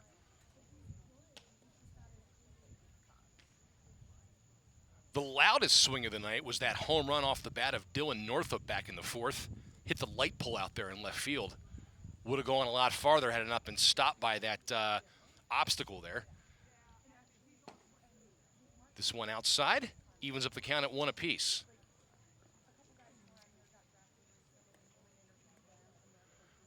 Infield back for the Knights. They'll give up a run to get the double play.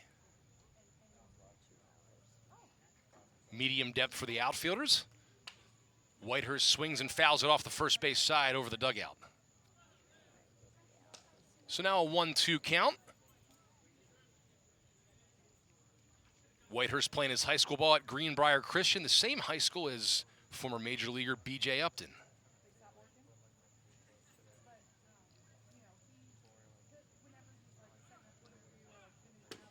That one goes inside, right there at the knees, and evens up the count at 2-2.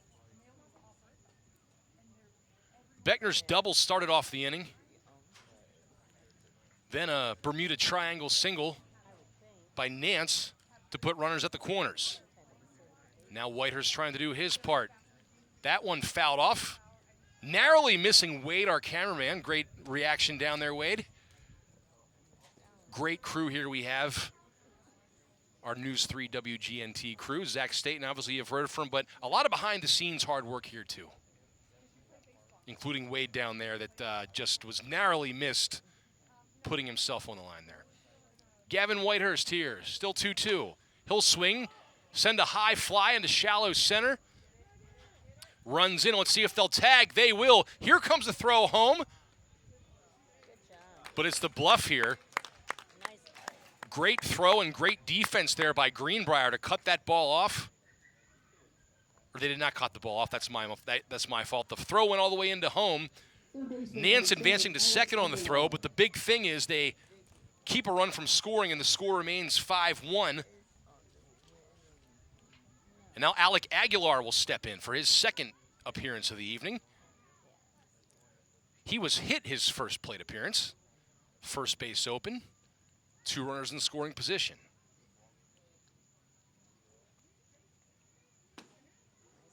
Nice swing and a miss there. Good pitch there by Bailey. Yeah, had that ball been a little bit deeper, I think Beckner could have scored from third, but just shallow, and obviously the center fielder's momentum taking him in and threw the ball home, and Beckner decided to put on the brakes. Nance, though, able to move into scoring position. Off the end of the bat, fouled into the net here. So an 0-2 count to Alec Aguilar, infielder from King University, first Colonial grad, originally from Kansas City, Kansas. And he chases a low and outside pitch, and that'll do it for Alec Aguilar. So a strikeout for Warren Bailey. And now there are 2 down. Big strikeout, and now Bailey finds himself just 1 out away from getting out of this jam. Now batting number 5, Nick Ventris. And now Nick Ventris will pinch hit for Nick Simis. Ventris, a catcher at Randolph-Macon.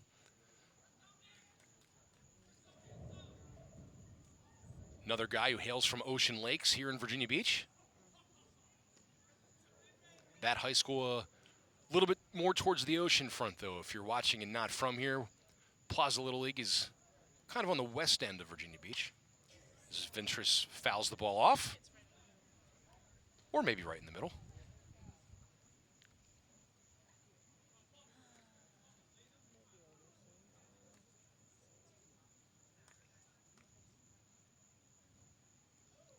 Ventress seeing time in 5 games in 2024 with the Yellow Jackets up there in Ashland. What a program they've built. Takes ball 2, excuse me. Yeah, Randolph-Macon has built itself into one of the best Division III programs in the country when it comes to college baseball. Ray Hedrick, their pitcher up there, their head coach up there, just done a phenomenal job up there with the Yellow Jackets.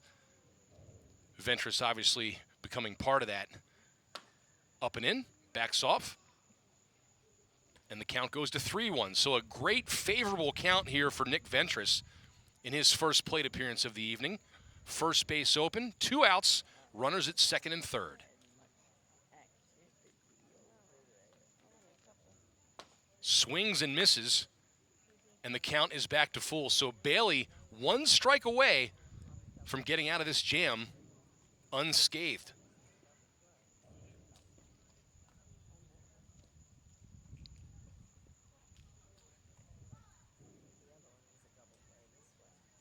And Ventress swings and misses. Great job by Bailey to walk the line or toe the line and walk the tightrope there and gets out of it. So they can't add to it, but the Valor is still pretty comfortable with 6 outs to get. It's 5-1 Virginia Beach. You're watching Tidewater Summer League Baseball right here on WGNT.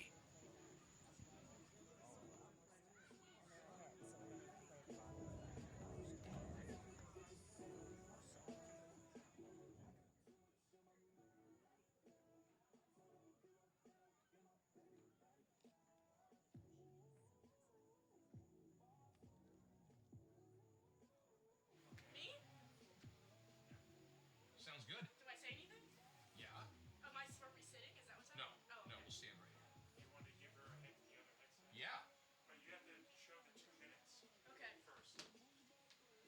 Here's the other headset. Minute 32? And let them know that you're going to be on the second headset. Mark can answer your question. Okay? Okay. Let them know this. I'm going to be on Mark's headset? No. No, you're on the second headset from up here. Okay, Haley is going to be on the second headset for a sec. Just be ready. We're going to toss to them first and then change headsets. Okay? Oh, and then Just hold up your hand for him.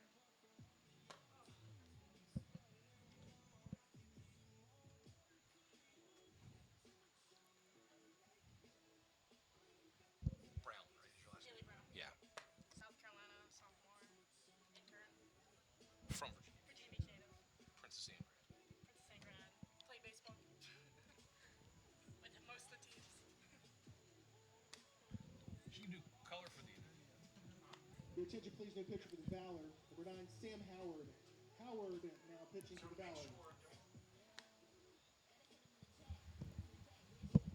Connor Thomas, number 4, now playing left field for the Valor. Make sure you do.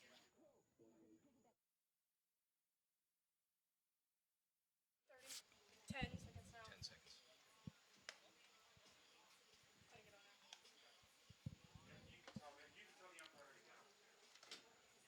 All right, back here now for the top of the 8th inning. We're moving on. It's 5-1 Virginia Beach over Greenbrier. Greenbrier is in Chesapeake. That's why I keep doing that. So, but it has been a lot of fun so far out here. Great night for baseball, and got a special guest here in the booth now. And it's actually she's been in the booth for a while. This is Haley Brown.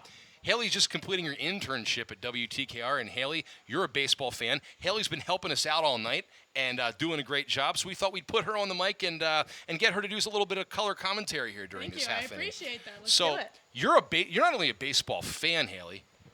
You're not only a baseball fan, Haley. You're a baseball player. Is that right? Yes, I am. So I played baseball my whole life. I didn't play this summer, but every summer I'd come back to the summer league at Great Neck Baseball. So I played with a lot of these guys since I was like 5, 6, 7 years old. No kidding. That's cool. Yeah. And now you're going to be a sophomore at University of South Carolina. Yes. So the SEC. Yes, I am. That's pretty cool. Yep, I love it there. I'm studying broadcast journalism. I think I might want to do sports. I might want to do news. We'll see where life takes me. But Yeah. I'm really liking it up here in the box right now. Well, there's nothing like being able to take in some live sports. That's definitely no question there. Yes, and, especially the sport you love. Yeah, especially the sport you love, absolutely. And I'm a baseball fan myself, and it's fun to watch these guys up close. And so you played baseball. You ever swing a wood bat?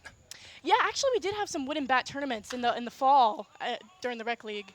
Warren Bailey, sky high pop there into shallow right center, and that's going to be out number 1.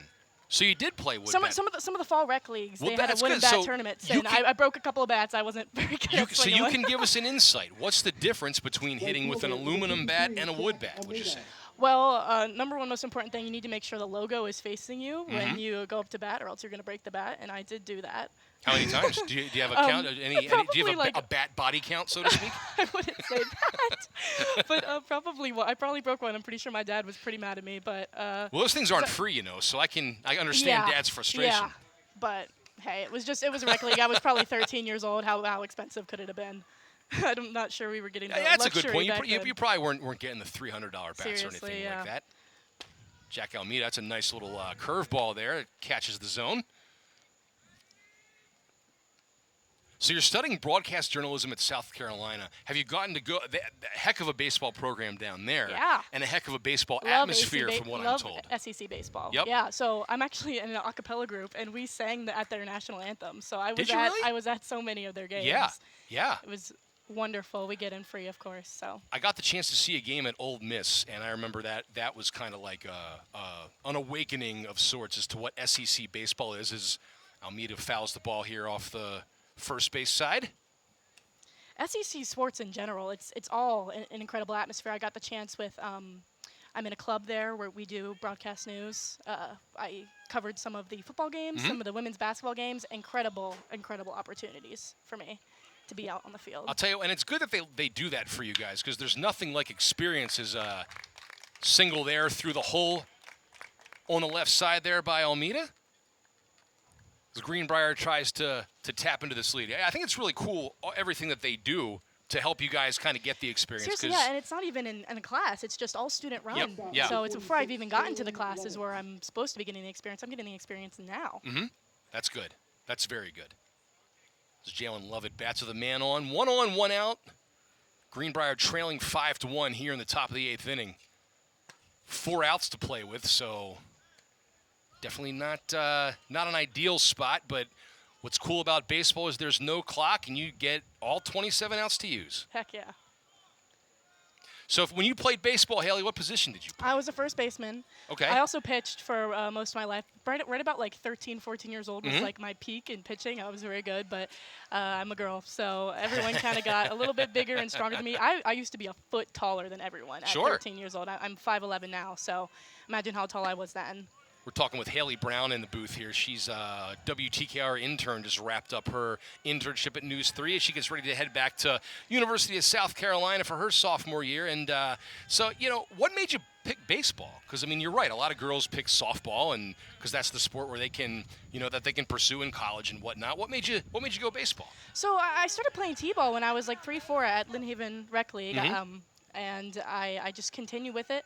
And I did play rec softball a couple times, but it was never as good of an experience. I love softball, and I love women's sports, but I just think that the rec leagues here in Virginia Beach, then they weren't set up for success. Sure. Versus the baseball programs, Uh-huh. they had a very good system going. So I continued playing. I switched over from Lynn Haven to Great Neck.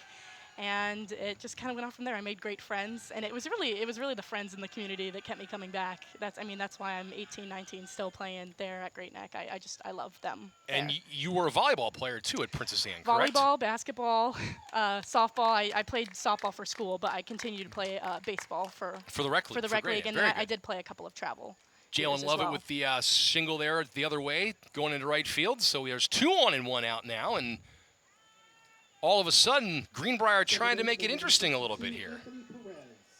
Anthony Perez batting.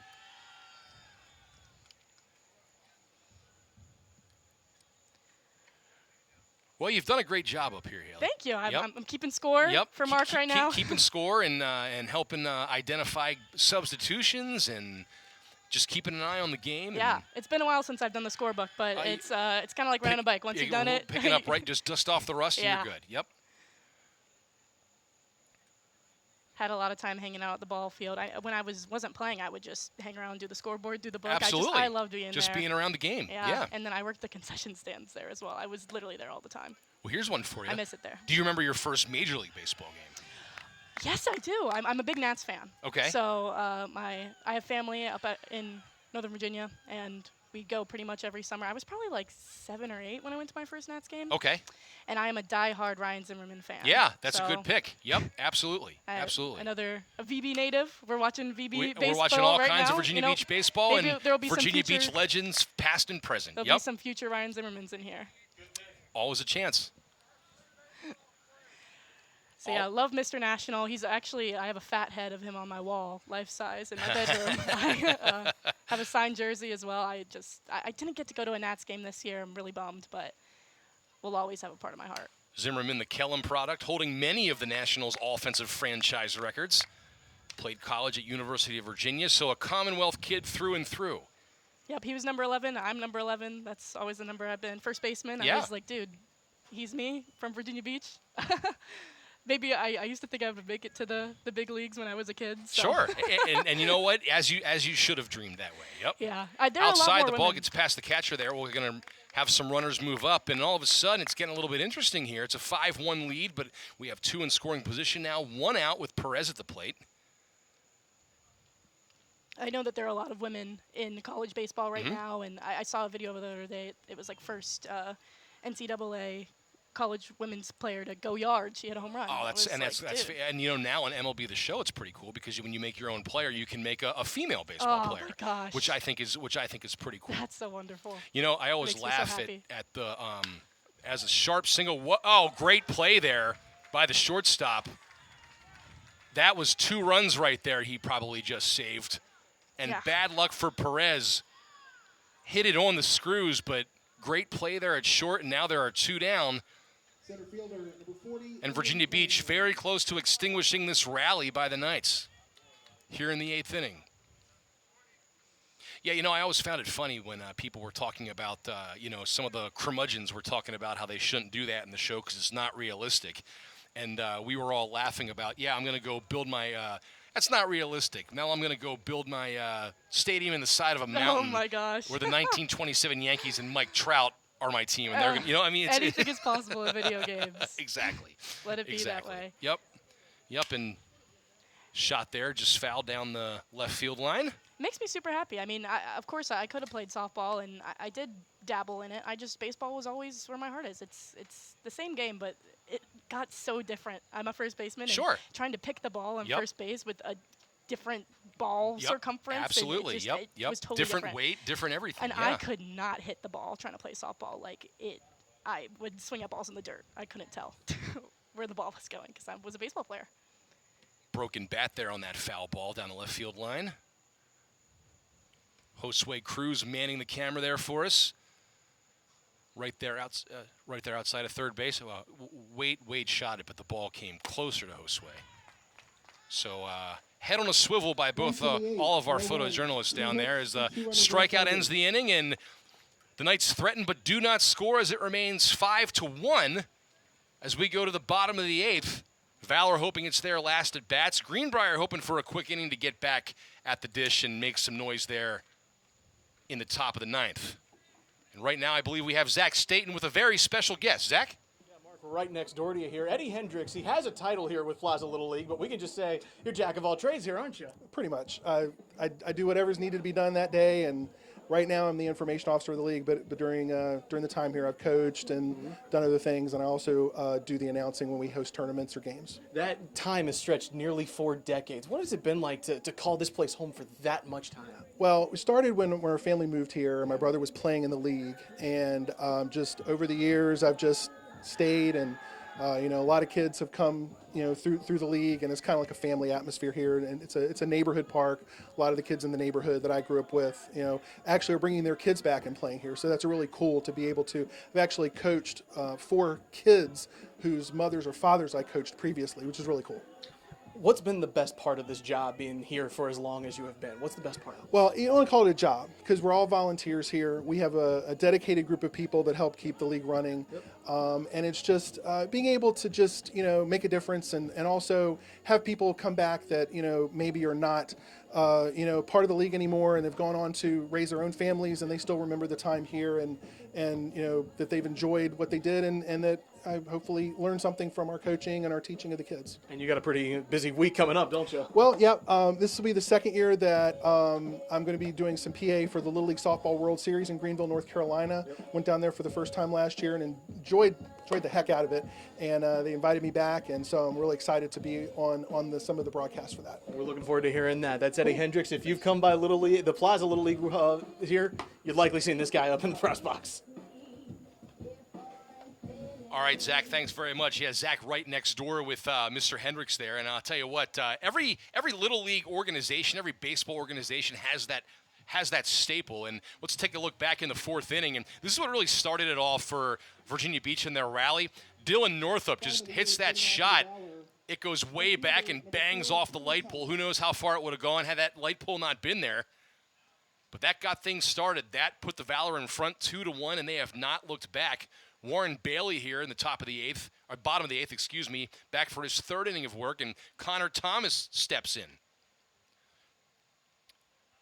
Another North Carolina Wesleyan player, Virginia Beach native, went to Salem, and we got a chance to talk to Connor, and Connor loves baseball, but he also loves kind of doing the grunt work.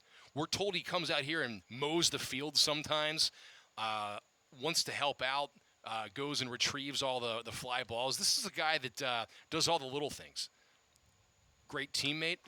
Swings and fouls this off to stay alive. 0-2 count.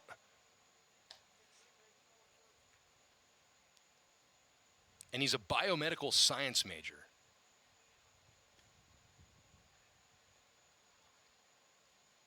So bright things lay ahead for this young man. However, strikes out looking there for the first out of the inning. Second baseman, number 6, Sam Colasano. And Sam Colasano will step in.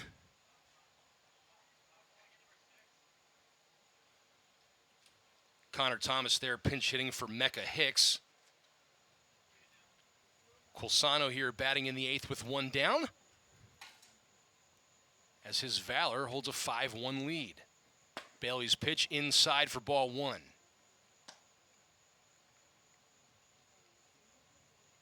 Great summer night here. Big thanks to Haley for hopping on and doing some color commentary during the last half inning as the game winds down here. 3 more outs to get for the Valor to clinch this victory here tonight, and we want to thank you all for joining us here on WGNT and taking it in with us here. High pop and foul territory. This one looks like it might stay in play. It will. First baseman pulls it in for out number 2. Not the way Colasano envisioned that at bat going. But for the Knights, that's 2 down. Now batting number 9, Sam Howard. And now Sam Howard steps in, looking to start a 2-out rally, maybe get the Valor some insurance. Cool thing about baseball, not over until that final out. Misses the zone there, does Bailey, for ball one.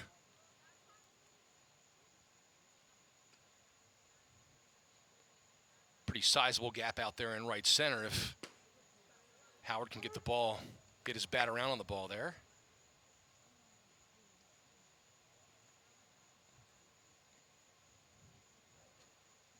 Shortstop shaded a little bit towards second base. Another good eye by Howard, and count goes to 3-0. 2 down here in the bottom of the eighth.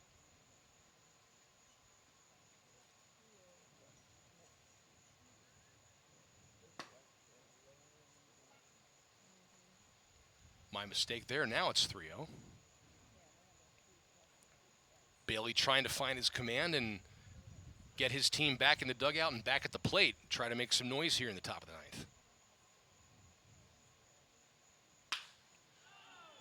Swing right to center there. A solid single into center there by Howard. And he's on base for the second consecutive time. That extends the inning. Now batting number 18, Trevor Self. And Trevor Self will stand in, looking to keep things going here. We've seen some good contact tonight. Couple lasers there into the outfield throughout the evening. Howard leads away from first, and Self stands in. Bailey trying to get his team back to the bench and back at the plate. Fires one in there for a strike. These games are so key for some of these young men as they get set to go back to their college programs. They'll all go their separate ways, but right now just trying to get some of those extra swings, extra defensive work, and consistent reps they may have not have seen during their early college seasons here. The Summer Wooden Bat League's a tradition and a routine for many college baseball players. Now Virginia Beach has a team to call its own. The inaugural season of the Virginia Beach Valor, right down the third base line there. Great play by the third baseman. Fires across and gets him by a step. Great play there at the corner. The backhand and fires it over. And Greenbrier. No further damage by the Valor, and they go to the top of the ninth. Trying to set those bats alive here. Let's give you a quick recap here. But first, we have another on-field promotion. Let's send it down to the field. We've got two runners. One of them's going to come down the third baseline, and one of them's going to come down the first baseline. The first one to reach home is going to be your winner. On the count of three, guys. 1, 2, 3.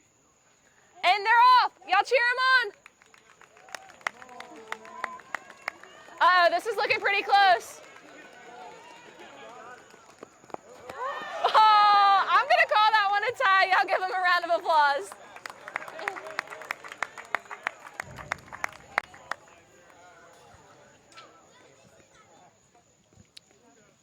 Hey, okay, so showing off the speed there. And I'll tell you what, that was close there at the plate if you guys saw. And I almost for the Valor, number 29, Phil Forbes. worried about a collision there. But I'll tell you what, one slide, one hop, that was good stuff. Look at this. Look at this. I was worried there. I was like, oh, boy. But look, oh, man, I don't know. I mean, little man on the right was claiming it, but I don't know. Oh, yeah. I mean, that was about as close to a tie as you can get. Huh. I used to do Taekwondo and do the splits all the time, and I said I just Well, back here live in the action, top of the ninth, Phil Forbes on. He was playing right field earlier, and now he's taking the bump, trying to close things out here for the Valor. And quick scoring summary for you here. The Knights got on the board first in the second inning with an Anthony Perez run. But then in the fourth, that's where the wheels kind of fell off for the pitcher, Dallas Kali. 5 runs crossing. All in the fourth inning for the Valor. Dylan Northup's homer, the loudest of them. So 5-run fourth so far has been enough for Virginia Beach. And now it's going to be Greenbrier trying to chip away and put together an offensive explosion of their own in one inning. 3 outs to go, and Phil Forbes on to get him.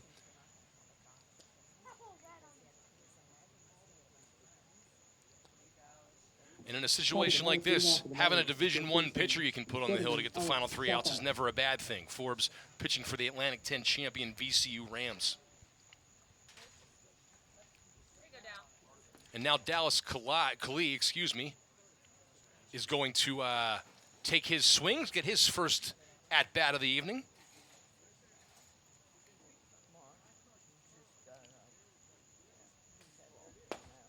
Kali pitching 5 innings, giving up those 5 runs.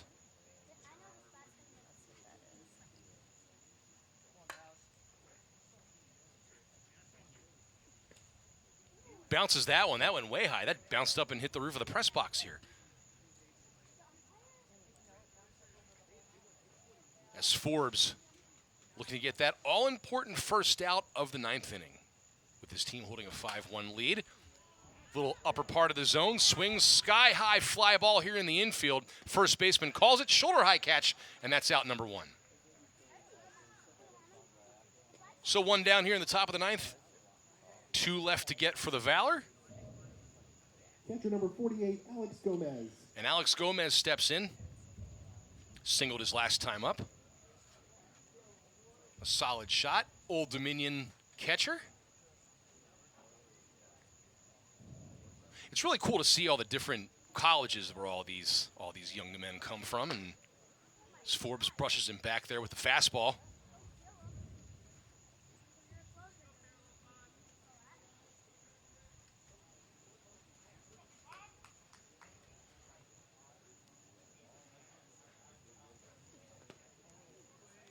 That one bounces in, and Gomez has worked a 2-0 count.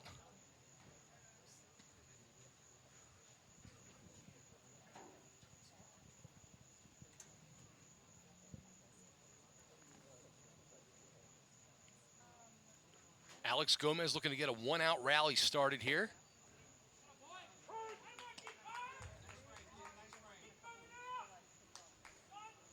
Gets on a strike. Phil Forbes, the VCU right-hander, a Menchville product from Newport News. That one's a little high, and the count now 3-1 on Alex Gomez.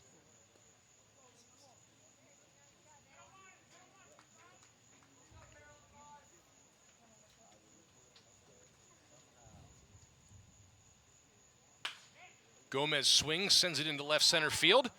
Right fielder over, under, makes the catch. And there are 2 down here in the top of the 9th. So Dylan Whitmire is now the last hope for Greenbrier.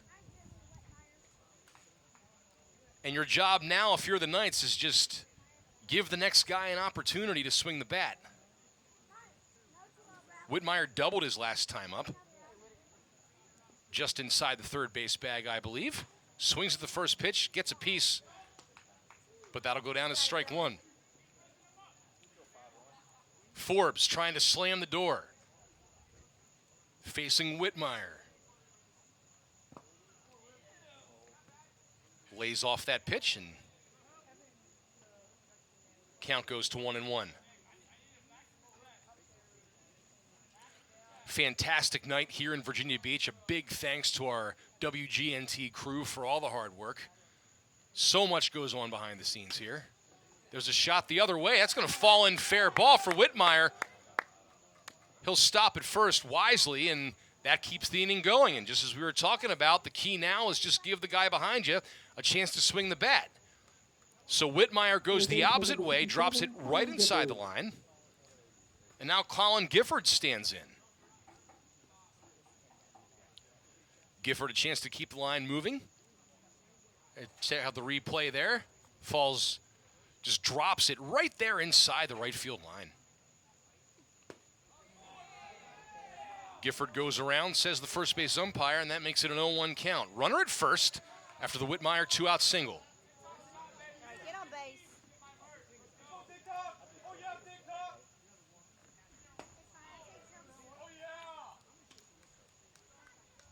So 1 out to get for Forbes here. Both managers obviously do their best to get as many players in as they can, and you know, part of this is about getting swings, also about developing. And now, wait, it looks like we have a balk of some sort. So that moves Whitmire into second base. And now a runner in scoring position for Gifford. Obviously a long way to go, but that's a good start. So if Gifford can get a hit, then that could score Whitmire and pull the Knights a little bit closer. But obviously a long way to go.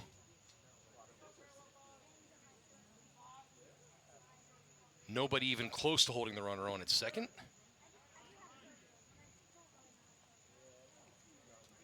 And the count on Gifford's now 2-0. Great job here by Plaza Little League. The Valor, excellent hosts.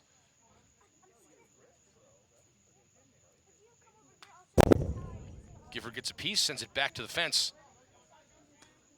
And that evens the count at 2-2. So the Knights down to their final strike. And Forbes trying to deliver that. All right, get on base. Let's go. Huge shout out to our news operations manager, Kevin Rafferty, who was the brain trust behind this. Working to get everything set up and touring the site and finding the best locations for the cameras. 3-2 now. Swing and a miss to end the game. And that is going to do it. So Phil Forbes slams the door, locks up the victory for the Virginia Beach Valor. That's 5-1 over the Greenbrier Knights. Great evening of baseball here at Plaza Little League. Final totals this evening: 5 runs, 9 hits, 1 error, and 11 runs left on base. All 5 runs coming in the 4th inning for the Valor, and that was enough. Take a look. Here's the final out. Just falling away from him there. And that takes care of it. Let's send it down to the field and Zach Staten with a very happy Sean Montgomery. All right, Coach Montgomery, obviously this is a first season for you guys. What does every win mean for this team and the building of it? Just the fact that they get better each day. That's all I preached to them in the beginning. I was like, hey, guys, we're just out here. Figure out what you can do. Figure out what you can't do. So when you go back to your schools and when you go back to play school ball, you get better. Just try something different all the time. If we get out, we get out. If you don't, you don't. Seeing you obviously has had so much success in baseball. Yes, what do you hope to bring from that culture here as Valor continue to build history here? Win. Teach them how to win. Teach them how to continue to win. And just take pride in what they do. I was taught a long time ago, you give back to the game as much as you took from it. So that's all I'm trying to do. It's what I do when I'm seeing you, and that's what I do when I'm here with the guys. Coach, we'll let you go celebrate with your team. Thank you so much. We appreciate it. Marcus, Sean Montgomery, again, building history here with the Valor. Every win counts. All right, Zach, thank you very much. Great job down there on the field for the entire evening, and a great evening of baseball. We want to thank all of you for joining us live here on WGNT for this Tidewater Summer League presentation. Also, a huge shout-out to our crew behind the scenes. Could not have done it without them. A lot of hard work going into this game, so a hat tip to all of them as well. Thanks so much for the Valor for being such fantastic hosts, as well as Plaza Little League. Hope you guys enjoyed this presentation of Tidewater Summer League baseball here on WGNT. For all of us here at WGNT, I'm Mark Davis. Have a great night, everybody. Enjoy the rest of your summer. Thanks for watching the Tidewater Wooden Bat League, presented by WGNT 27. Tonight's matchup, Virginia Beach Valor versus Greenbrier Knights, sponsored by D-Bat Virginia Beach. Get your game on.